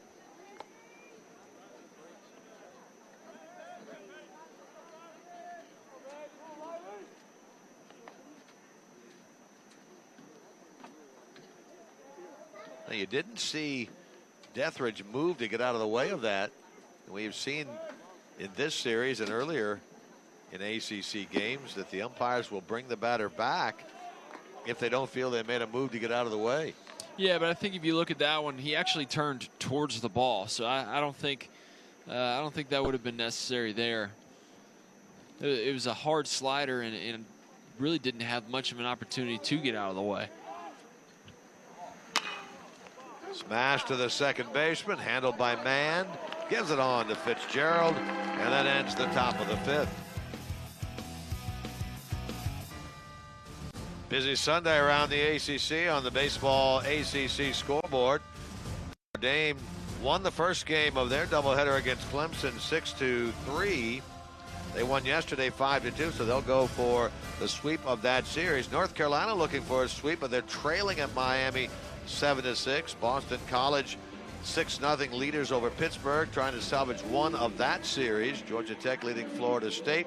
Virginia and Virginia Tech even in the 4th inning, and Duke leading at Wake Forest in the 3rd inning of that game. Scores from around the ACC. North Carolina winning the first 2 games of that series down in Miami has them at 10-4. They and this North Carolina State club, the best record conference-wise in the league. Duke at 26-6, still the best record overall in the ACC. Number 2 are these Wolfpack at 24-6.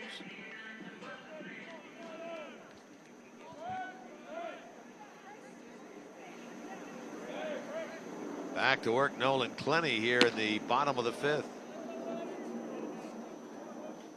First Snyder, then Devin Mann, then Logan Wyatt.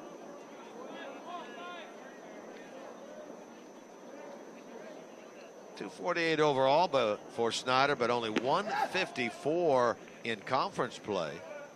0 for 2 today. Yeah, he's really struggled once the Cardinals got into conference play. I mean, it seems every weekend it's kind of the same story. It's roll over, then pop up to left field.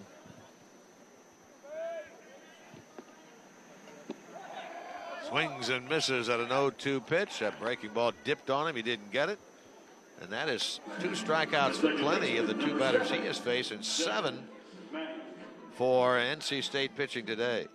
That's 2 strikeouts for Snyder as well. He's a guy who just looks a little bit lost. Looks kind of like how Stowers did a couple weeks ago. Just a little lost, not quite sure where the barrel is right now. Struggling to get it out in front of him. Find good contact. So here's Devin Mann. And today, one of the 4 Cardinals hits, a single back in the first.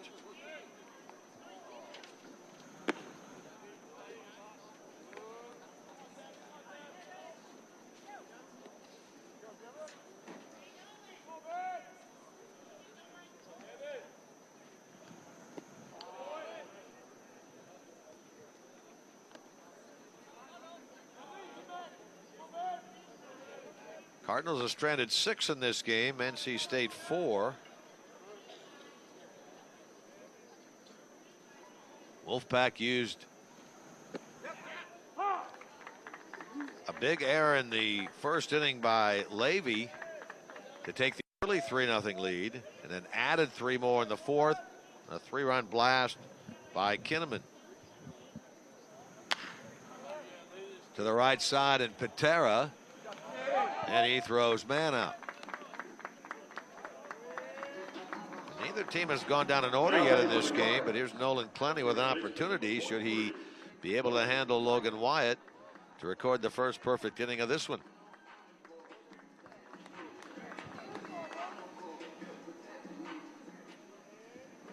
Wyatt has struck out and doubled. He's 1 for 2.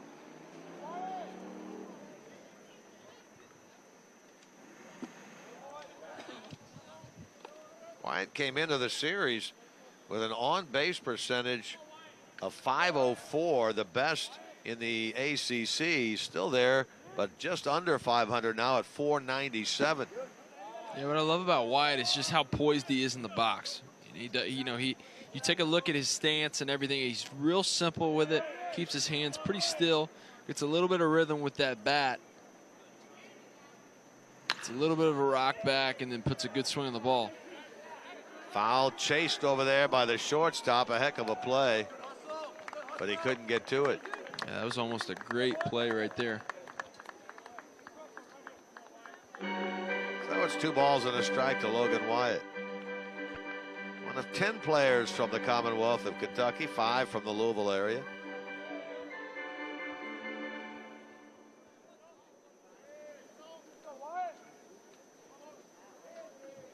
Wyatt with a nice baseball build, 6'4", 230. Played high school ball at North Bullitt.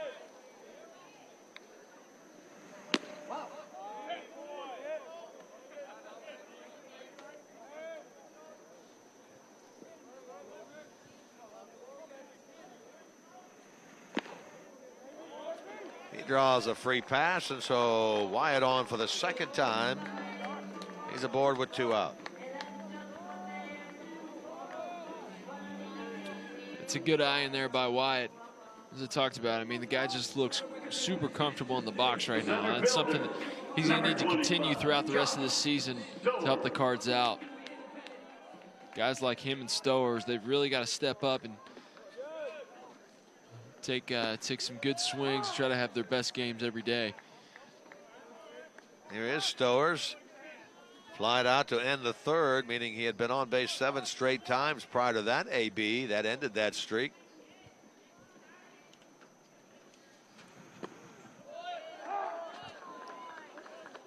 Plenty gets ahead of him quickly, 2 strikes. Stowers, a junior out of Westchester, Illinois.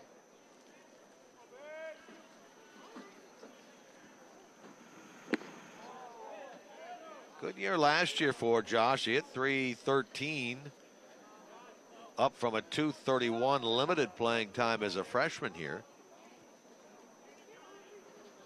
22 stolen bases a year ago, at 17 now. Today is the midway point of the conference season. There's strike 3 call. Sharp slider by Clenny, puts away Stowers. 2 strikeouts in the inning for the right-hander of the Wolfpack. 6-1 after 5 in favor of NC State. How'd we get there? This was the first inning. A chopper off the bat of Deathridge to third, and Levy threw it away. That allowed 3 runs to score for the Wolfpack. They had the early 3-0 lead in inning number 1. Cardinals get on the board in the second. Sac fly by Campbell, plated Stowers to make it a 3-1 game. And then how about Kinnaman? His 13th home run of the year. Brett Kinnaman leads the ACC in round trippers. gets number 13 there, make it 6-1 in the top of the fourth. That's where we are now as we start inning number 6, our game recap on this Sunday afternoon. Terrell Tatum leads off here in the Wolfpack 6th inning.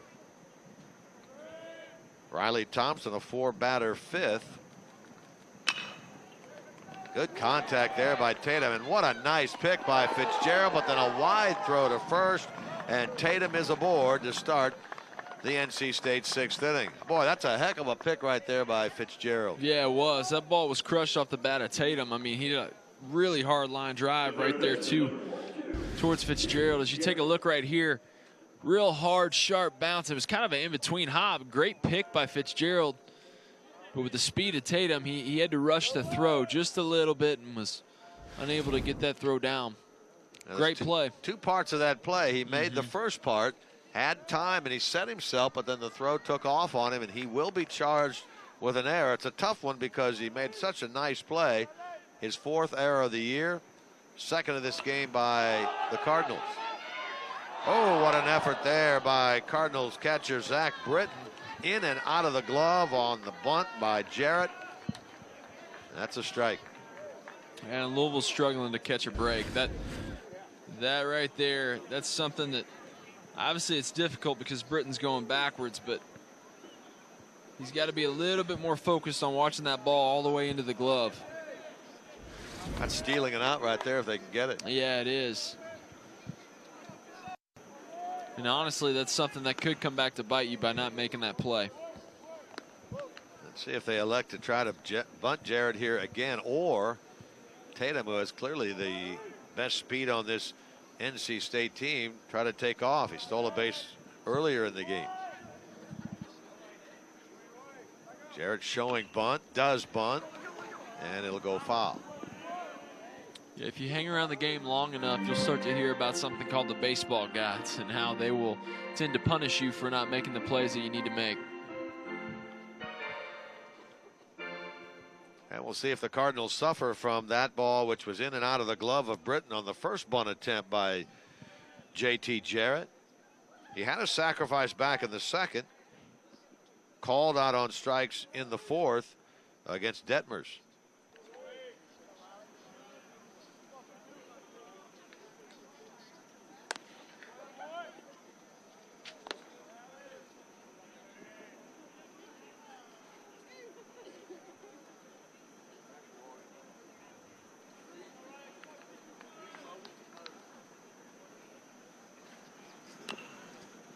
Bunts it, fair. They'll get the out at first. Tatum moves to second base. A throw behind him, and he just does get back to the bag. Yeah, Tatum snuck around that a little too quickly around second right there. Good job by Wyatt of picking up on that. Unable to get the throw there in time, but you got to be careful on that. I've seen that happen a lot in this game where got to do a great job getting the bunt down, but then the base runner runs too far. He rounds the base too far. What you got to realize as a base runner is that, hey, you're not trying to get to third base there. You're just all you're trying to do is get to second base. So get there, stand on the bag, and then turn around and figure out what's going on. With his speed, he's there with 1 man out, 2 chances to get him home for the Wolfpack. Any hit, he's more likely than not going to try to score. Yeah, they're in a good position here. Wolfpack's sitting pretty. Paterra's been swinging it pretty good on the day, 1 for 2.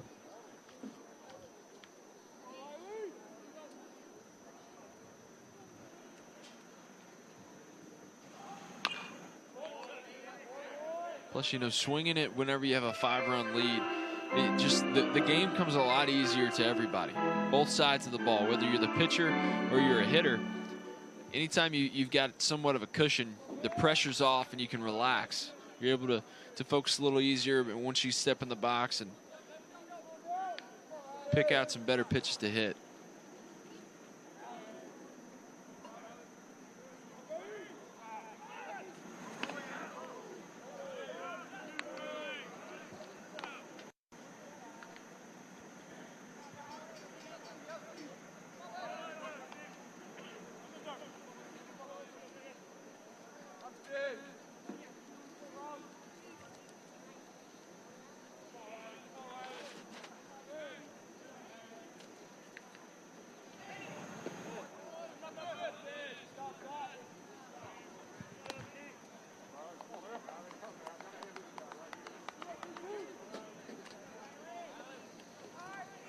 Here's Tatum, middle of your picture. He reached on a throwing error by Fitzgerald. Sacrifice bunted along by Jarrett. Opportunity here for Patera. Kinnaman on deck.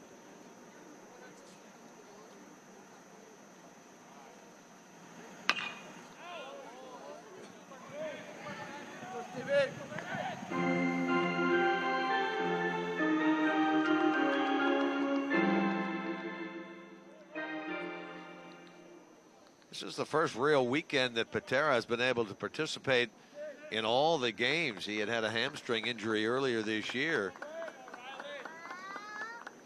Coming into this series, he'd only played in 5 games and started in 2. He's been out there all 3 games of this get-together. He strikes out here, second out of the inning. A great pitch by Thompson right there. Gets him to chase that ball down.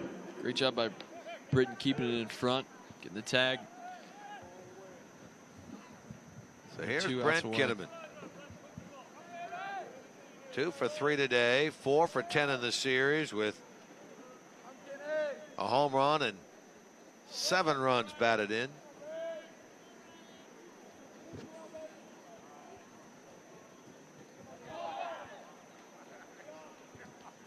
You can see Tatum out there. He's trying to get his timing. Whenever you see guys start to shuffle like that, what he's doing is he's trying to get some momentum moving towards third base. He's trying to time up Thompson's leg lift. Once he gets out too far and realizes he's not going to the plate, he's got to shut it down, head back. Here's Kinnaman in the 4th, his 13th home run of the year. It's a nice smooth swing on the ball. And again, this isn't necessarily an offensive day. The wind's not really blowing out to the outfield. It's pretty still, so I mean, to get one out today, you've got to put a pretty good charge in it. Kinnaman did just that. Another great swing there, just missing that ball.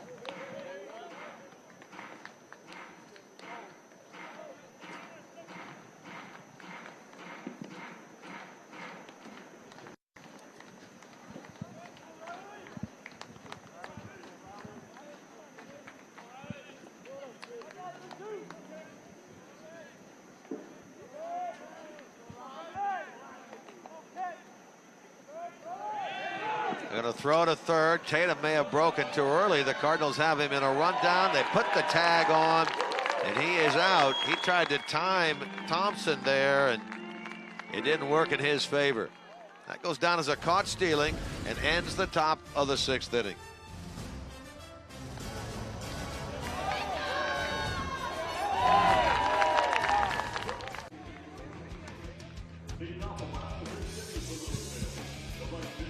Cardinals come calling here in the bottom of the 6th inning.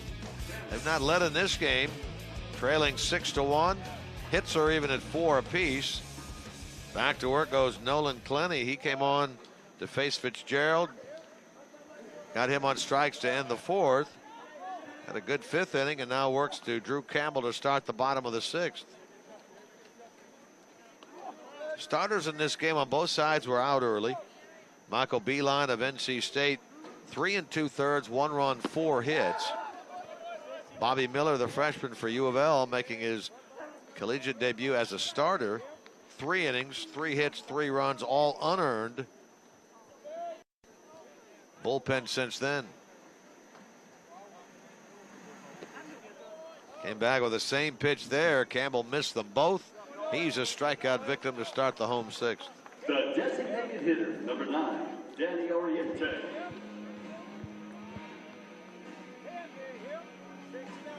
We've seen a much better Nolan Clenny in this game than we saw yesterday, Jeff. Yeah, and he's going out a little bit longer today. Looks like they're gonna trust him with the ball for a little bit. So you got a 5-run lead. Let you run out there and get some work, see how you do. Putting himself in a position, if they can hang on, to get the win for Nolan Clenny. He's 2-0 this year. Chance here for Jarrett. Edwards does a nice job to go into foul territory, keeping his foot on the bag. in retiring Oriente. Great job staying on the bag there.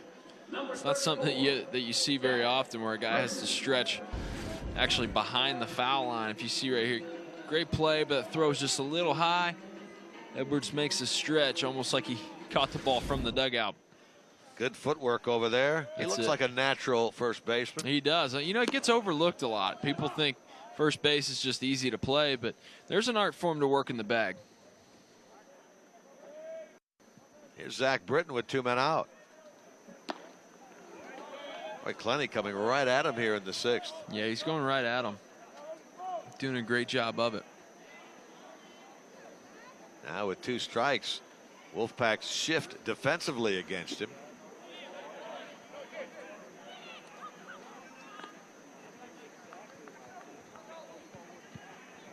Britton has doubled back in the 2nd. Struck out in the 4th, making his first start of the series here today.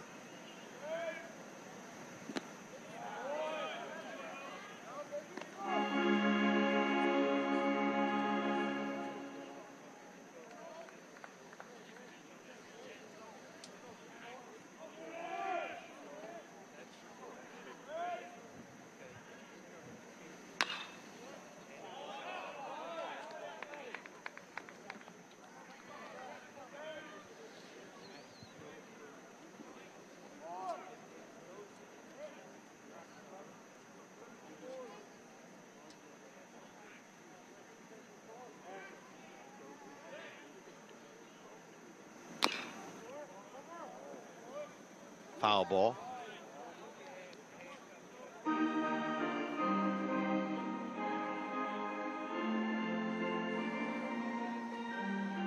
Clenny gets through this. He'll have gone 2 1/3. Certainly set him up nicely to be in line to be a winner in this one. Louisville's hoping that's their turn today to have late inning offensive heroics, as NC State did yesterday. They're going to need it as of now. You got to credit NC State with what they did yesterday. That was pretty impressive. Louisville made a couple hiccups, made some mistakes. NC State capitalized on them.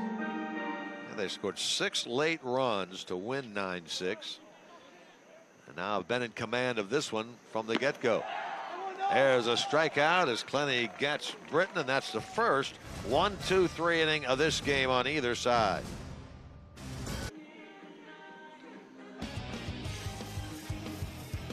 The Wolfpack have been impressive so far this year, 24-6 entering this game. Here's what they have upcoming. They have the non-conference game Wednesday against UNC Wilmington, and some big series still left on their schedule against North Carolina in April. That is a single game. They still have a 3-game series against UNC coming up at the end of April. They also have big series coming up at home against Wake Forest. They play at Duke in late April as well. And then their last series of the regular season is in Tallahassee against Florida State. So they still have some big series left. Yeah, they're going to play a lot of good teams down the stretch, which is going to make it pretty interesting to see how the standings play out throughout the end of the season. Ooh, just under the glove of Mann and out into shallow center field. Off the bat there of Kinnaman, who was at the plate when Tatum was caught in the rundown. He's going to end up at second base on just flat out hustle right there. He kept his eye on that ball, read where it was, ends up at second. Man, that is awesome to see. Kinnaman does a great job right here. Just a softball hit up the middle, gets away from Mann and sees once it lands in no man's land out there. Stowers wasn't charging in as hard as he probably should have, and Kinnaman just runs right in their face right there. Man charged with an error, the 3rd of the game for Louisville, and the hustle by Kinnaman puts him in scoring position.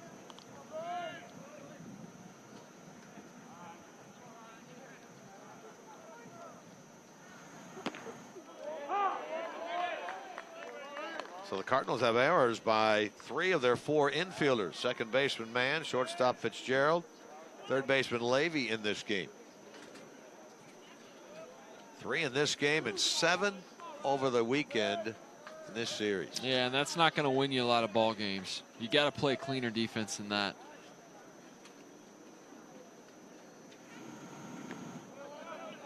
It's not really something we're used to seeing out of a Louisville baseball team either. This club has really struggled defensively. Well, that's one thing, Jeff, to make the errors. It's another for the opposition to take advantage, but NC State has really been able to do that. Yeah, they have, and I think that's what makes them a good team. You don't win 7 consecutive conference series without taking advantage of what a team's given you. Ultimately, because what you've got to realize, it's like any other sport. You're not going to be at the top of your game every day. You can't have guys like Brett Kinnaman going 4 for 4 every day or hitting homers every game.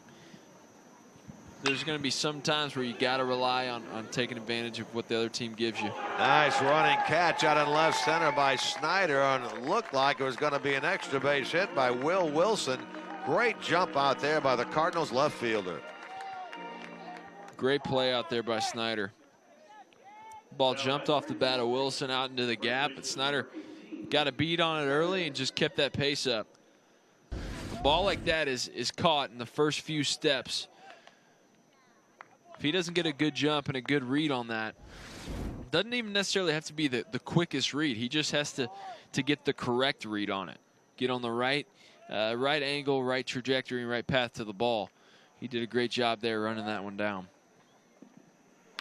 Well, that's a second nice catch in the outfield today by the Cardinals. Stowers made one earlier against Deathridge, and now this one here by Snyder against Wilson.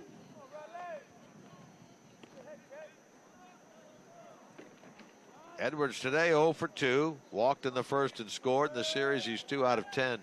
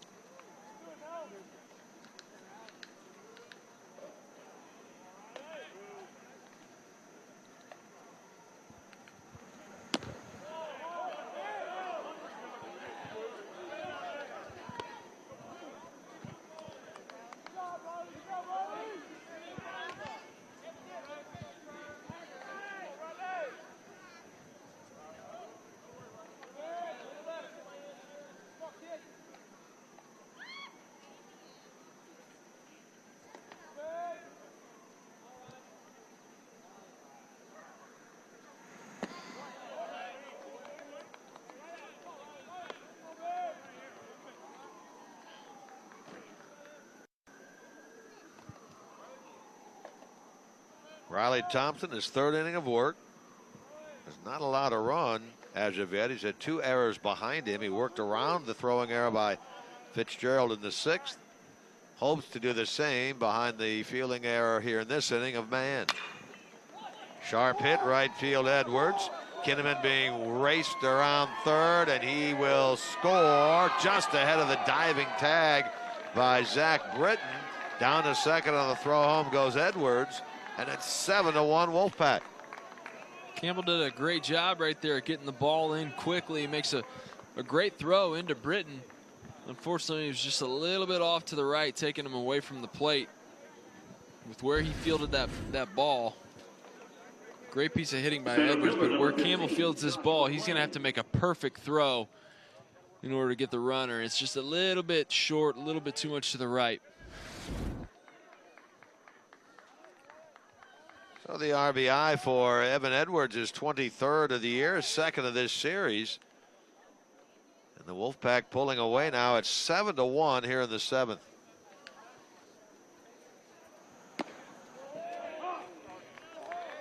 Action in the Louisville bullpen. A couple of pitchers up and throwing.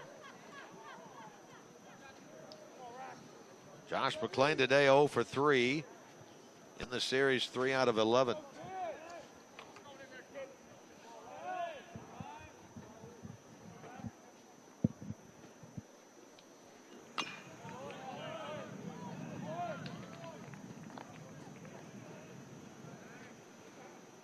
So you look at the 7 runs that NC State has scored today.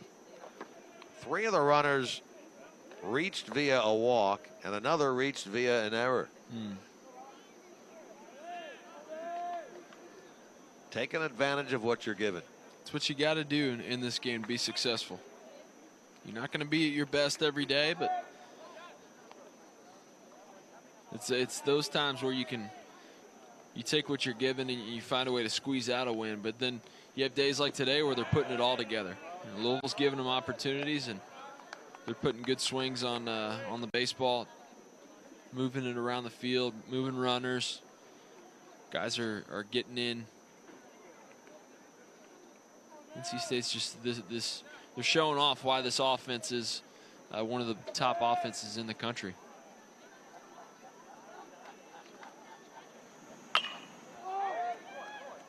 This will be handled by Stowers.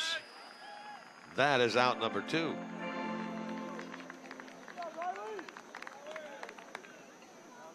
Edwards stays put out at second. NC State will send up Brock Deathridge with a runner in, a runner on, and 2 out.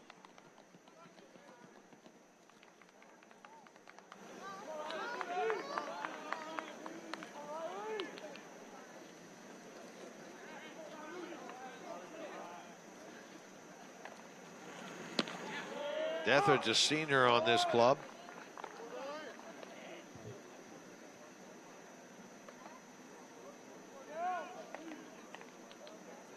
Don't forget Monday night, Duke and Wake Forest, ESPNU, ACC college baseball.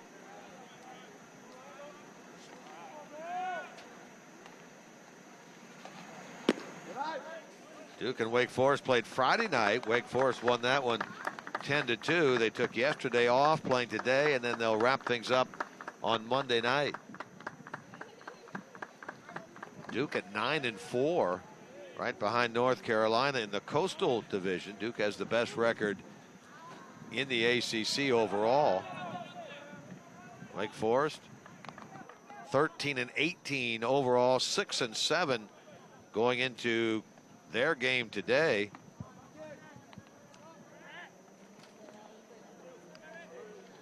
Against the Blue Devils.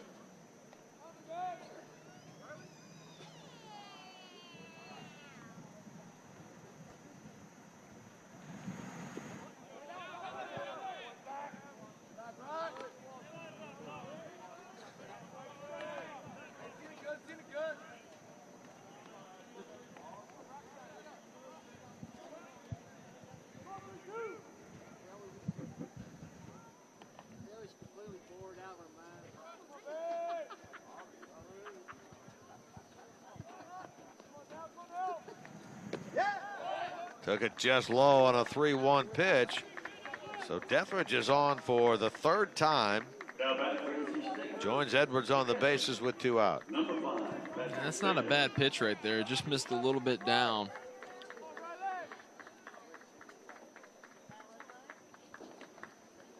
First walk by Thompson, 5th given up by Cardinals pitching today. Here's the switch-hitting catcher, Patrick Bailey.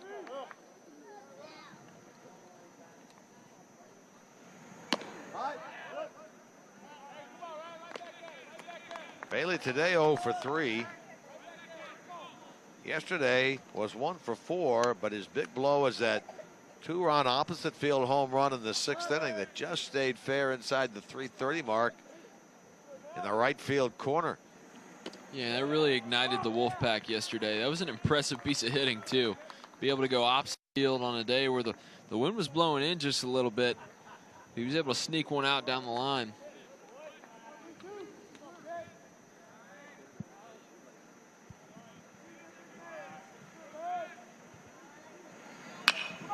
Hit hard towards center. Stowers got the break. Dove for it. Blocks it, but cannot catch it.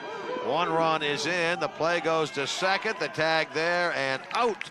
At second base is Bailey to retire the side. But a run does score for NC State. They lead this game now 8-1.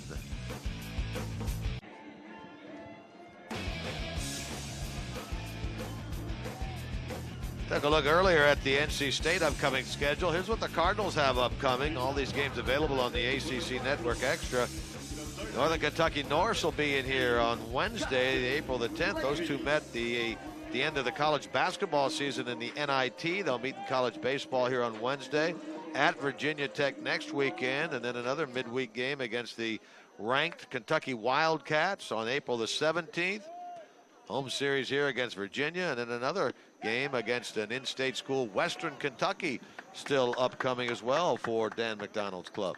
It's interesting to see Northern Kentucky start to pop up on some Division I schedules. They haven't been in the Division I level for very long, only a couple years.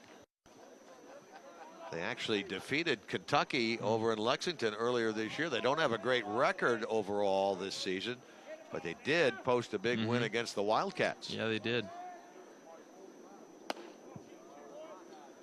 Nolan Clenny now in his third inning of work, third full frame. He's worked 2 1/3. He had a 1-2-3 6th. I think it's Justin Levy here to start the 7th.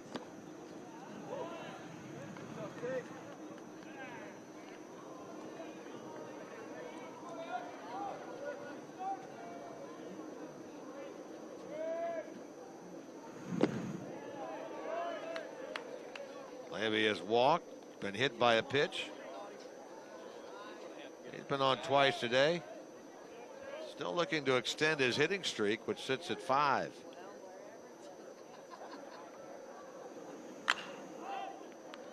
Let's see if this is playable. Jarrett near the fencing.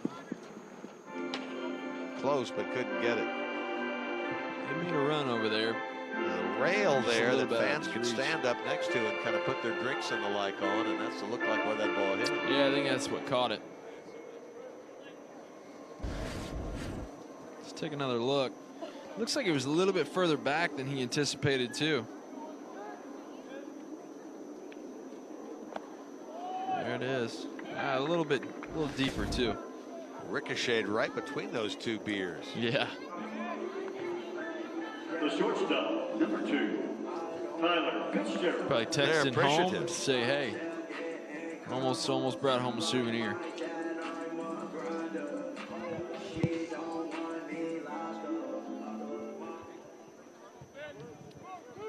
Levy strikes out swinging, so 3 of the last 4, actually 4 of the last 5. Let's see, 1, 2, 3, 4 of the last 5 Cardinals have struck out against Clenny. And 11 strikeouts for NC State pitching today. Top of the order, and Tyler Fitzgerald. 0 for 3 today, 2 for 12 in this series for the sophomore.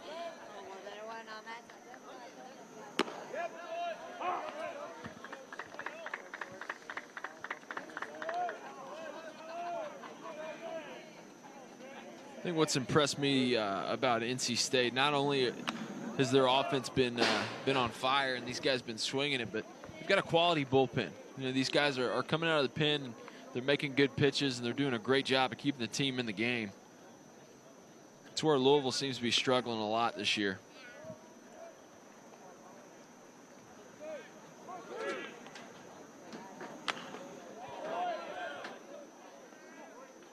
Fitzgerald struck out his last time. He's fanned twice in this game. You take a look up and down the Cardinal lineup. Everyone has struck out at least 1 time. As I look at my score sheet here, I see a lot of Ks on here. In the air by Fitzgerald to left. Kinnaman sendles under it. And there are 2 out. That's 6 in a row. 9 of the last 10 retired by Nolan Clenny. Look at Jake Snyder with 2 men out.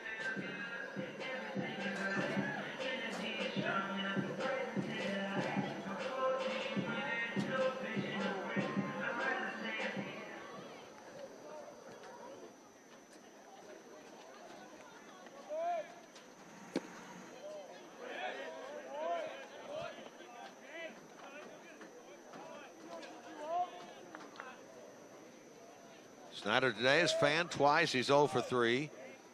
0 for 9 in this series for the Cardinals left fielder.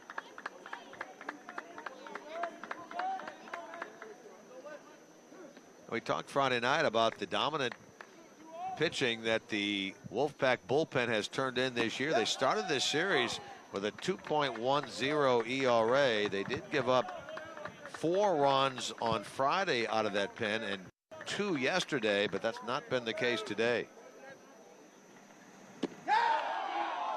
Today's college baseball scoreboard is presented by Clark and Reeves. There's a strikeout of Snyder, 2 of them in the inning, 13 in the game for NC State pitching. Take a look at our ACC news and notes for this Sunday, April the 8th. Seth Beer, player of the week for Clemson. Remember, he was in here earlier. He didn't do anything like this.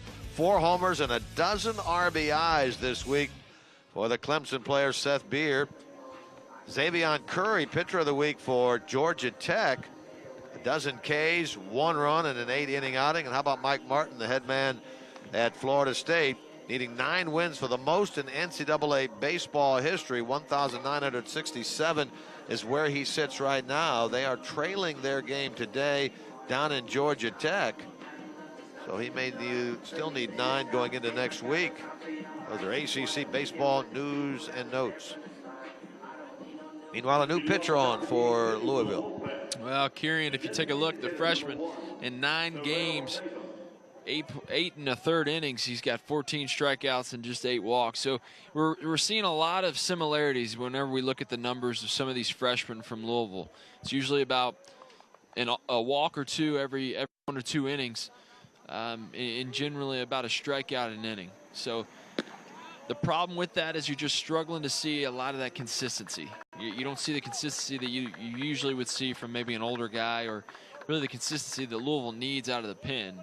It's great that these young guys are getting as much experience, but the thing that you struggle with, the downside of that is, you know, guys being a little inconsistent in how they are, how they come out every night. Carrying his 6'6" was a not surprising, I guess, a high school basketball player as well. Senior year at New Rigo High School, 8-0 with a 0.50 ERA.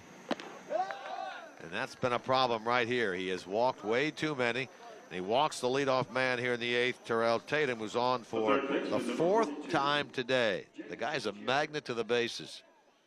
Yeah, Tatum's doing his job, and he's doing a great job at it of getting on base early. You know, I don't know how many leadoff walks Louisville has given up today, but given up way too many. Way too many leadoff walks and 2 out walks. Well, 6 innings of the 8 in which NC State has batted, they've gotten the leadoff man on, and they have not gone down in order today.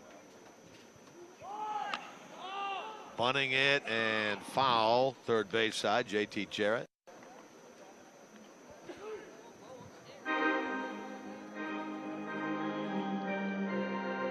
Carrying 6'6", 240. All of his appearances, as Jeff mentioned, out of the bullpen.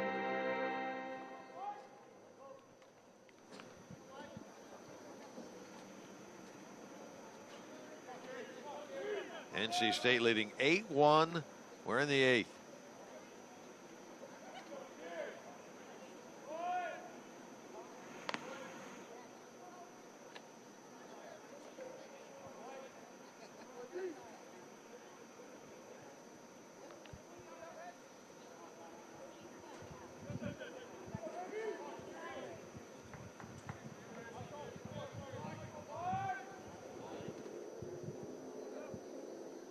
Runner taking off. Throw down is late. Another stolen base for Tatum. His 6th of the year, his 4th in this series. They try the bunt and run right there, and they didn't even need the bunt.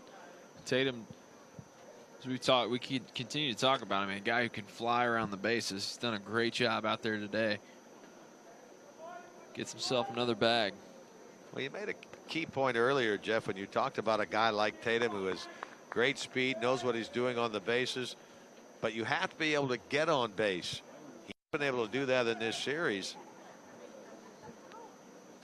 You can put the other aspects of the game together with your speed, you become a deadly player. You really can. I think the exciting thing about that is just how young Tatum is. He's going to have an opportunity to be a really great player throughout his career with the Wolfpack.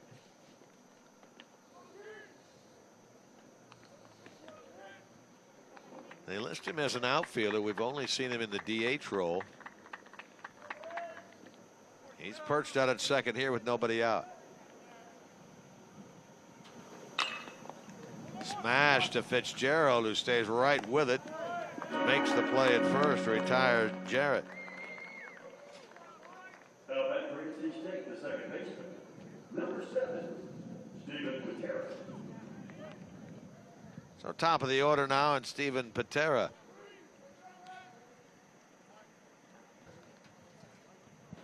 Hitting the walk, he scored twice.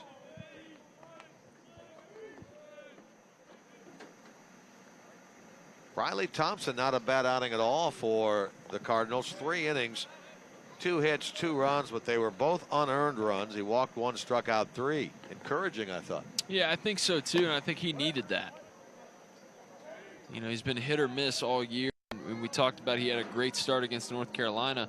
Thought that was the turning point. And that game, if you recall, I mean, it was unfortunate. He had the lead the entire game until they got in the bullpen. It reminded me a lot of yesterday's game with Nick Bennett. Nick Bennett did a great job the whole game of dominating the Wolfpack lineup, and then next thing you know, the Cardinals go to the bullpen, and it's when things start to fall apart.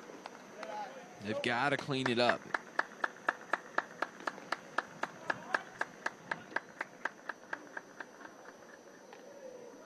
Louisville's allowing way too many base runners. And this is NC State's 20th at bat right here with guys on base. And you can't give a team that many opportunities, especially a team like NC State. That's a staggering number, really. It really is, yeah. Look at the differential there. And here's the frustrating part, only 6 hits. Some kind of unidentified flying object on the field right there, floating out the left. Look at that. What now. is that? I don't know what that is, but more importantly, where would that have come from? Yeah, I don't know. That came out of nowhere.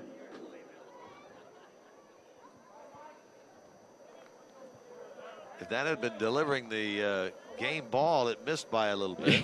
Yeah.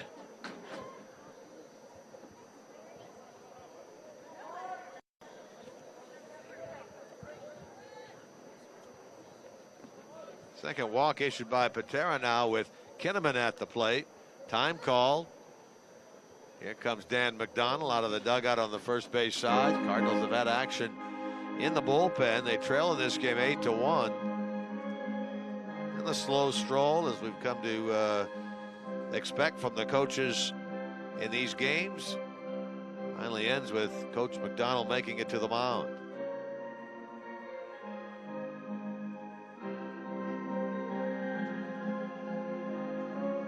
Here comes the home plate umpire, Brian Miller, out.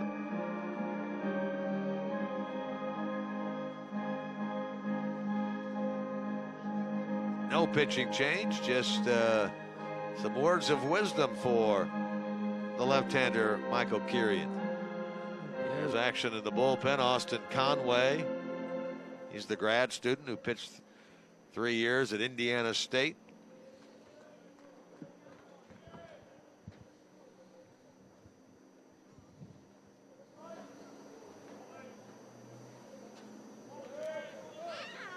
Two on, 1 out here in the 8th. In the dirt, bounces away, runners move up. More precisely, they're in the turf. Wild pitch on Kirian.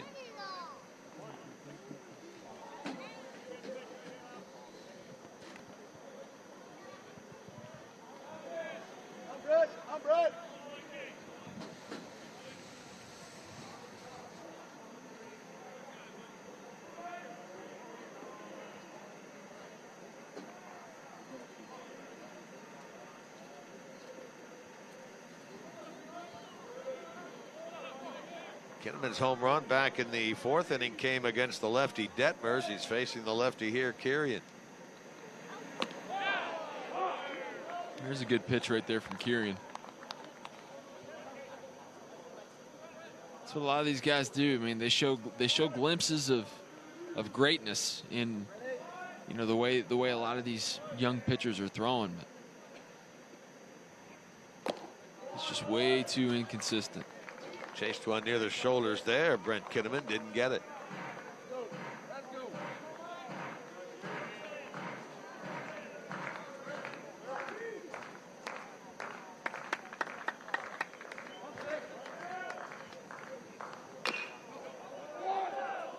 Going to get a run home. Wyatt feeds Kirian. They get the out at first base on Kinnaman, but give him another RBI, his 4th of this game and his 8th of the series, and make it a 9-1 game. Now back to the shortstop, number 8, Will Wilson.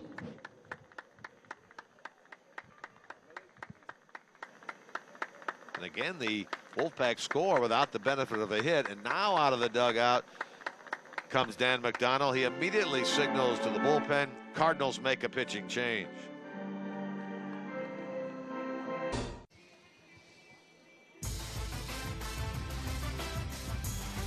Fifth pitcher of this game for the Cardinals is Austin Conway. Conway's got quite a bit of time this year. In 10 games, he's gone 11 1/3. Once again, we start to see those same numbers. The walks are just a little too high from a lot of these guys. 9 walks, almost 1 an inning, but he's still got a strikeout an inning. So he's finding, he's finding the zone. He's finding a lot of bats, but still would love to see those walk numbers down. Conway's going to do his best here today to try to get the Cards out of this. Conway was at Indiana State for 4 years, participated for 3 there. He had a redshirt year as a junior. Graduated last year with an undergraduate degree in legal studies and political science from Indiana State in Terre Haute, Indiana. Comes here as a grad student, and he'll try to get through the 8th and maybe even the 9th inning of this game out of the Cardinal bullpen. Michael Kirian, 2/3 of an inning, 2 walks, a run thus far. With Patera, the runner at third, his responsibility. Will Wilson, who was 0 for 3 in this game, 2 for 12 in the series, will bat.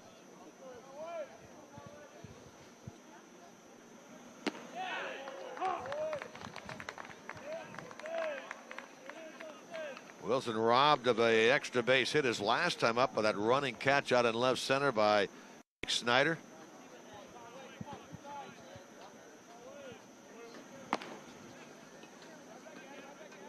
Conway 6'2", 210. Hometown is Muncie, the home of Ball State. Pitched within the Hoosier State, though, at Indiana State over in Terre Haute.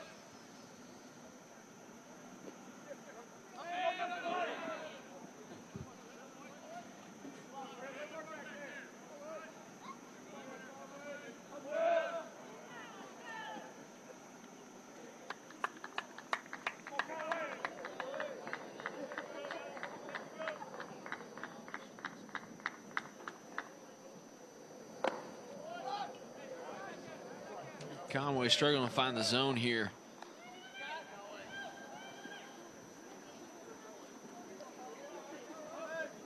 Again, it's kind of the unfortunate, seems to be the benchmark for the Cardinal bullpen. They're missing those guys that'll come right out of the pen and just pound the zone. You don't need guys to come out of the pen that have to settle in. You need guys that are going to come out and go right at the opposing lineup. Cardinal pitchers today have walked 7. 5 of those out of the bullpen. Now make it 8 as Wilson draws the walk as the first batter to face Conway. The first baseman, number 18, Evan Edwards. So there goes another one of those, huh? I look up, I don't see it. I think that one's off to our right behind us. That one headed toward the horse track. Yeah. Wonder what that is.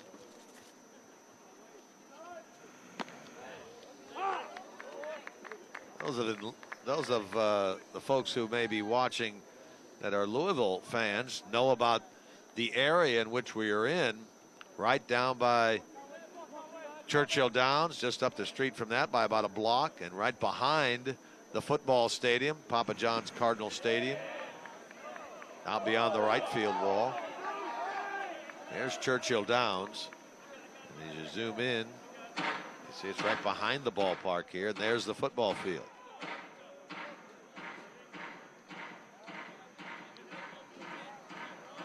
Indoor football complex beyond center field here.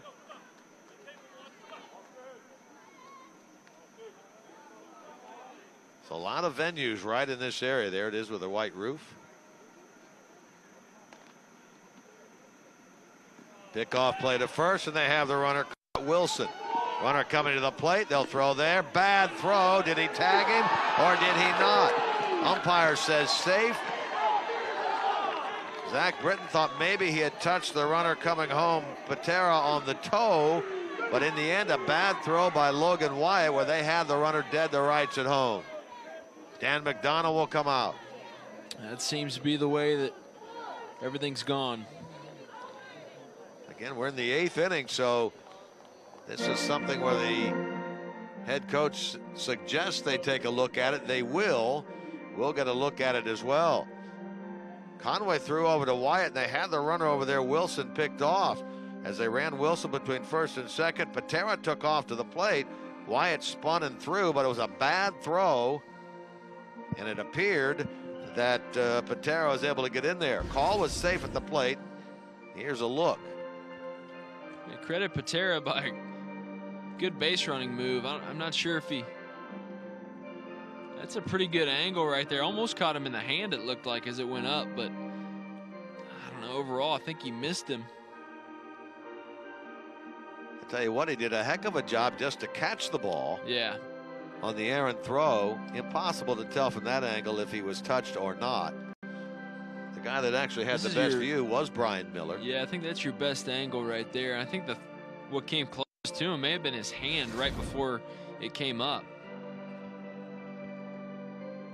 Call on the field was safe, and it is confirmed, and it's a 9-1 game, actually now 10-1 in favor of NC State.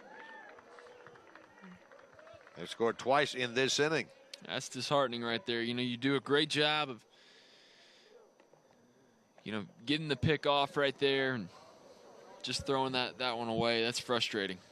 That'll go down in the books as a double steal. A steal of second base by Wilson, and a steal of the plate by Patera.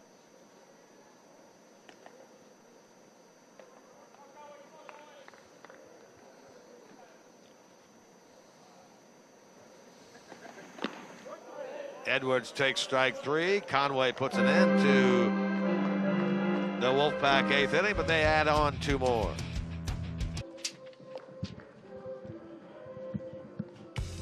Now the 2018 ACC Baseball Championship gets underway on May the 22nd at Durham Bulls Athletic Park down in Durham, North Carolina. And it'll all culminate with a championship game on May the 27th. You can see it on ESPN2. If you'd like tickets, you can go to theacc.com. That's the 2018 ACC Baseball Championships down in Durham. New pitcher on here for North Carolina State. Nick Swinney comes into the game. Yeah, Swinney's got pretty good numbers for a freshman. He's got 26 strikeouts in 22 innings and just 11 walks. That's pretty good numbers for a young guy to become the bullpen with.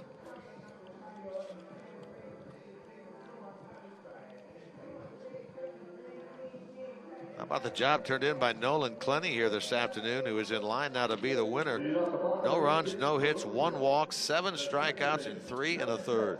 They did a great job tonight.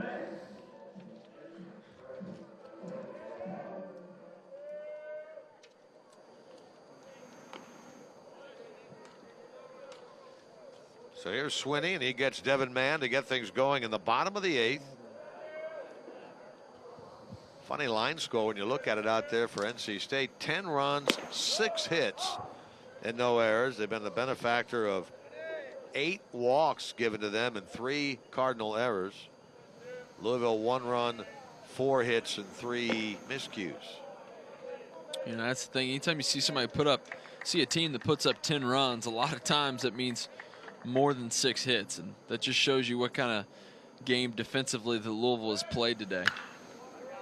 Freshman left-hander brings it, and this ball hit in the air to right by Mann. Handled out there by Deathridge. And out number 1. 8 in a row, and 11 of the last 12 retired by Wolfpack pitching.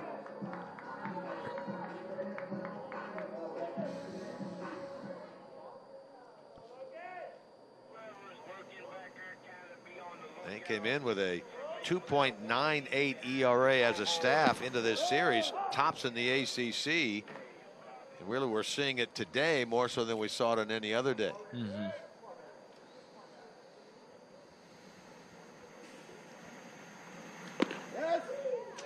NC State's been playing really good baseball this weekend.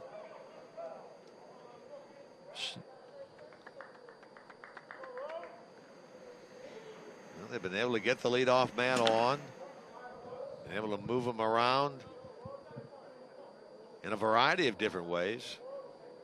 Cardinals, not so much. The only time they put the leadoff man on was when Stowers walked to start the second. He later came around to score, which so far has turned out to be the only Louisville run of this game.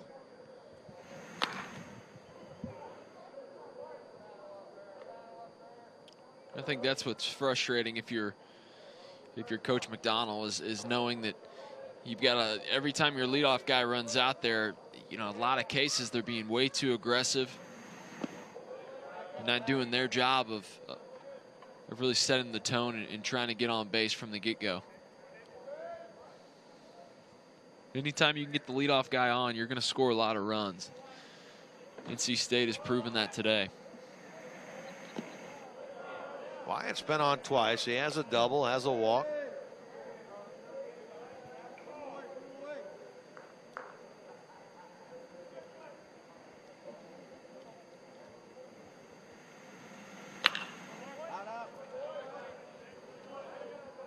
So the unidentified flying object that we saw earlier, you think you've identified as a weather balloon. That's right. Went to Google, conversed it.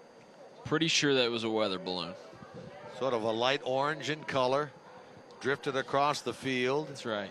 A little help from Siri, you can solve anything.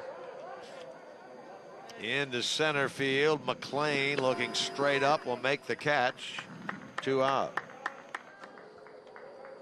Ended up down there beyond the bullpen of the Tar Heels inning or so ago.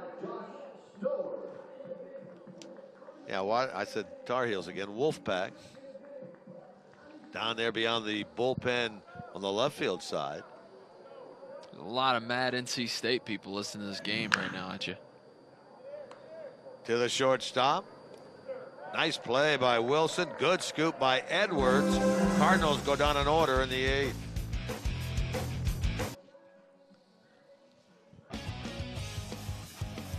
Couple of changes for the Cardinals as we head to the 9th inning of this game. Defensively, they have a new right fielder in. Lucas Dunn will take over for Drew Campbell, and Ben Bianco behind the plate takes over as the catcher for Zach Britton.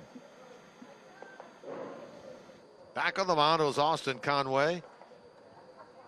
10-1 in favor of NC State here in the top of the 9th.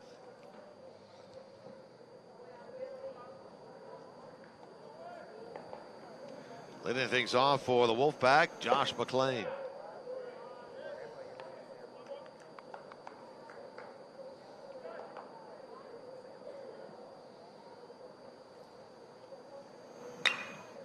Towards center, Stowers immediately with a drop step gets back there and makes the catch. McLean today 0 for 5 in the series, 3 out of 13, 1 out. Yeah, McLean 0 for 5 today with a couple hard hit balls. Line out to right earlier in the game. Also with 2 Ks though.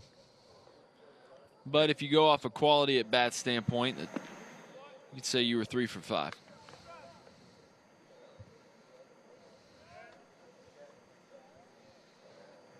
Michael Carey in 2/3 of an inning, 2 runs, 2 walks.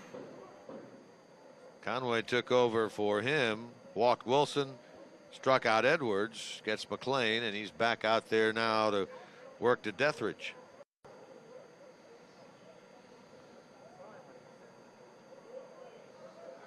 First game final here Friday night, 8-2 Cardinals. Yesterday, 9-6 Wolfpack. Today they lead it 10-1.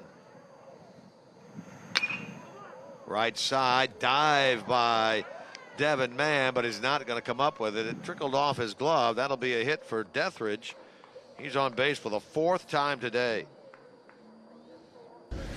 A great hustle by Mann right here, moving to his left. Does a pretty good job just out of the reach of him, though. He gets a little bit of the glove on it. You got to admire the hustle, though, late in the game, down 9 runs. Here's a switch hitting catcher, Patrick Bailey.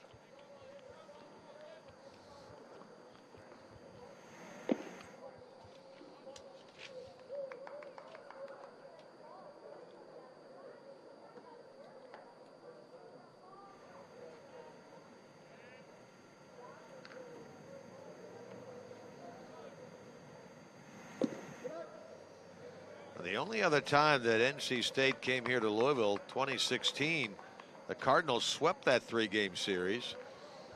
Won 2 out of 3 down there last year in Raleigh. This will be a big series win if the Wolfpack can hang on. And we've talked about a lot throughout the weekend. Continue their ACC series winning streak to 8 straight series dating back to last year. It always makes for a nicer road trip back home if you can win on a Sunday, and especially if they can keep the series going like they have, the streak going, if you will. Win would put the Wolfpack at 25-6. The loss would put Louisville at 20-11. That's a walk to Bailey, so 2 on with 1 out. But what it would do, remember Louisville started this season at 14-0, would put them at 6-11 in their last 17 games. Yeah, that's pretty rough. I was looking from Friday night that they were going to turn things around. I think had they closed the deal yesterday with a win, this game today would look totally different. But allowing NC State to come back, you give a team like this some momentum, give them a reason to play, and you're going to find yourself in trouble. Pitcher, catcher, third baseman, quick meeting, going to be broken up by Brian Miller.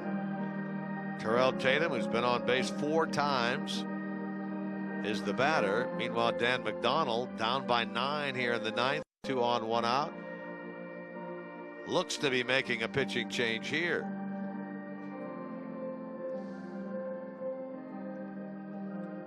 So he will stand.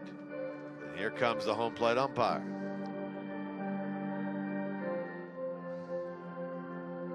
Now the signal to the pen.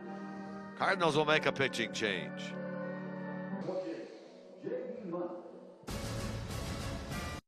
New pitcher on, little used left-hander J.D. Munt takes over.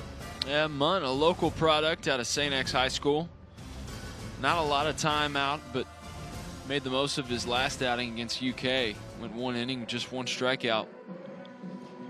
Just a guy who, you know, obviously coming into a game like this, it's not a big situation, but if you haven't played a lot, any opportunity you get to showcase what you've got is huge for you. Young man who redshirted his freshman year, on the team but did not see any action a year ago. Mentioned he's a local product out of St. X High School. His senior year, 7-0 there with a 0.98 ERA. Yeah, he hasn't seen much collegiate action, but he'll come in here with 2 on and 1 out in the 9th inning. Stock boosting appearance right here if he can come in and get some outs. Yeah, absolutely. If he can show that he can miss a couple bats and get some ground balls, could help his case for getting some more time later on down the road. 9 walks issued by Cardinal pitching, so if he can throw strikes, that would probably be impressive to Dan McDonald and Roger Williams over there. Yeah, well, they've certainly had a lot of guys struggling, so every once in a while when you have a situation like that, it means it's time to go to some of the guys that gotten fewer opportunities.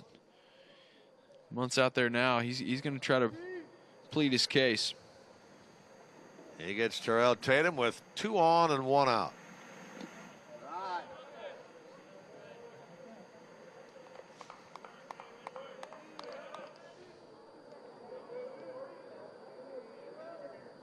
So no collegiate appearances prior to this week, and now 2 games this week for this left-hander. Yeah. Big week.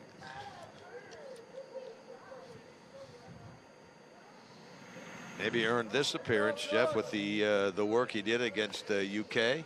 Yeah, definitely could have. You know, this is a guy who, he's not a big velocity guy. As you can see, he's mixed in 2 sliders in a row right here, straight out of the bullpen. So he's a kind of a crafty lefty type guy, and I'm assuming Tatum will probably be his only batter right here.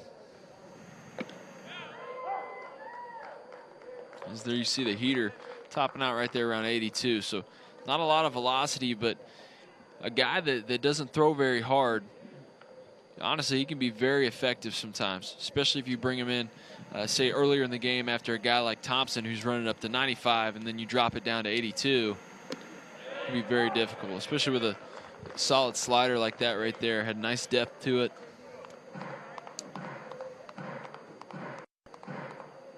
It goes from 2-0 to 2-2. A right-hander, JT Jarrett, is on deck, and there is further action in the bullpen.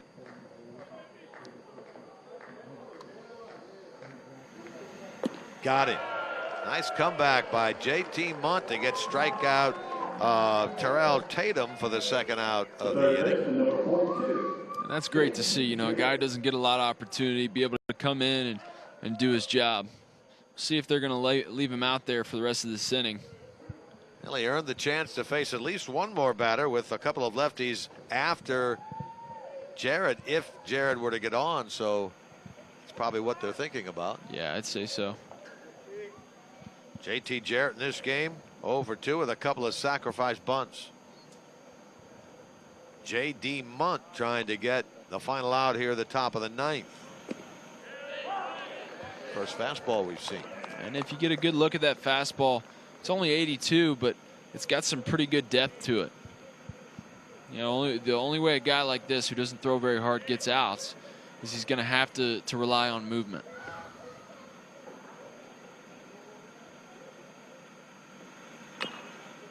Chopper right side. Munt gets off the mound. Fields, fires. Ball in and out of the glove. And what are they going to call here? Going to call out. Runner is out of the baseline. He's going to be called out. And the inning is over. Here immediately comes Elliot Avent to talk about it with Brian Miller. You can take a look at it here. Yeah, he was definitely out of the runner's lane right there. He was on the inside of the line, which is not where you're supposed to run. And he is called out. And the inning is over. Here's Brian Miller on your left, the home plate umpire, explaining it to Elliot Avent, but clearly you could see on the replay that the runner was in fair territory. So top of the 9th is over, bottom of the 9th up.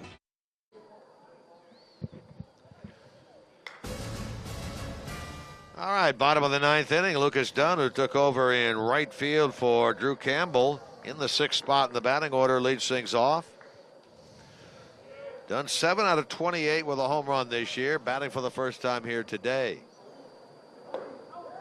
And he is called out on strikes on that pitch, so Nick Swinney makes quick work of the new Cardinal right fielder for out number 1.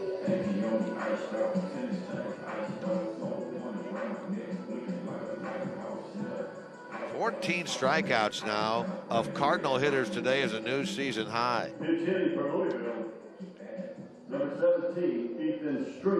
That's 11 in a row, and 14 of the last 15 Cardinals retired. Here now is a pinch hitter, Ethan Stringer. Stringer off the bench, hitting .262 with 2 home runs, 10 RBIs. He pinch hits for Oriente, and he is hit by the pitch and awarded first base. Yeah, this is a situation right here where it's late in the game, obviously down by a lot. Coach McDonald's just going to he's going to try to get some guys in, get a couple ABs for guys that maybe aren't getting a lot of at-bats, just like Bianco coming up right now, or Dunn over on first. Try to get some of the young guys a couple free at-bats. Bianco took over behind the plate in the top of the 9th. 3 out of 10 this year with a home run. Played in the game yesterday, did Bianco, was 0 for 1. Pinch hit in the 9th inning. Rips this ball fair inside the bag at third and down around the Wolfpack bullpen. That's going to chase a runner home. Bianco comes up with his second RBI of the season, and it is a 10-2 game. Hit number 4, double number 2. A nice piece of hitting there by Ben Bianco. Yeah, it is. It's a great piece of hitting. Bianco does a great job. Gets out and around the ball a little bit, but he's able to keep it true down the line. Sneaks in on the inside of the bag, and credit Stringer for making it all the way around the bases. Getting Louisville another run. So it's a 10-2 game. Nice job by Bianco. I was out at second base. Here's Justin Levy.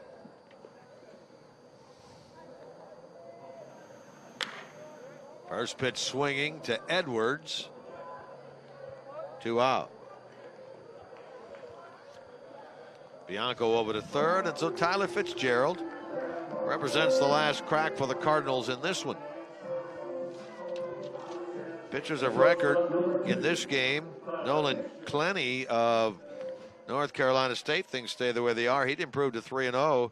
Bobby Miller, making his first collegiate start today, is on the line for the loss.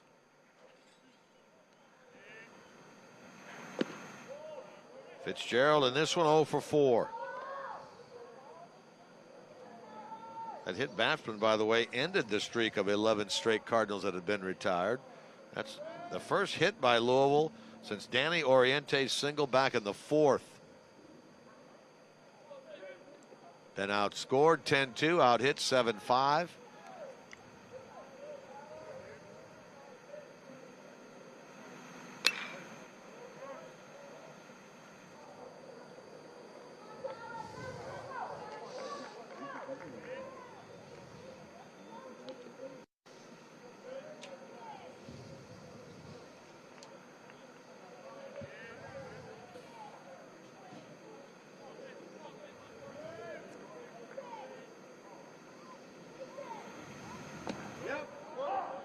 Drops in a breaking ball. 1 ball and 2 strikes.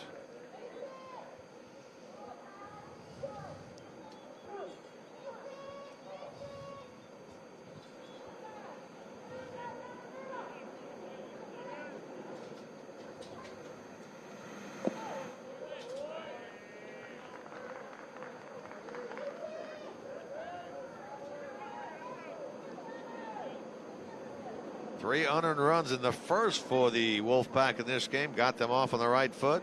3 more in the 4th on a home run. 2 in the 7th. 2 more in the 8th. Cardinals' solo run came in the 2nd. And now 1 more so far here in the 9th.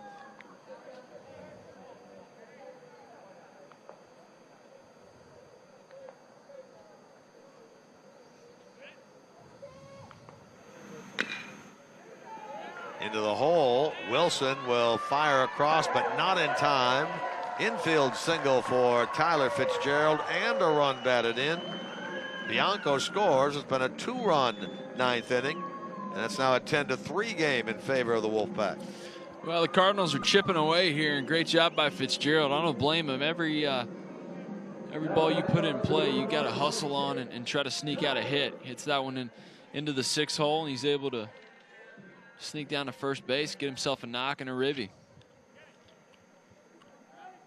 Jake Snyder, who has struck out 3 times, is 0 for 4. Tries to avoid the infamous golden sombrero. You never suffered that, did you? Once or twice. Once or twice. Well, it happens to the best of them. It does. It does. It's one of those you try to forget about it, but.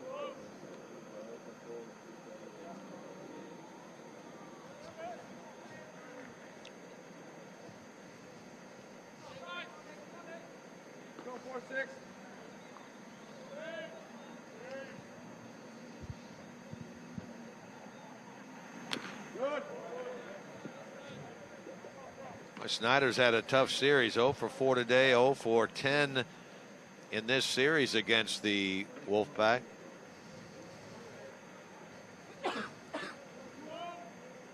Started the day at 252. Yep. Now he's in the hole, 1 ball, 2 strikes. Snyder's found himself in a little bit of a slump. The goal here is to try and stay level-headed to find your way out of it.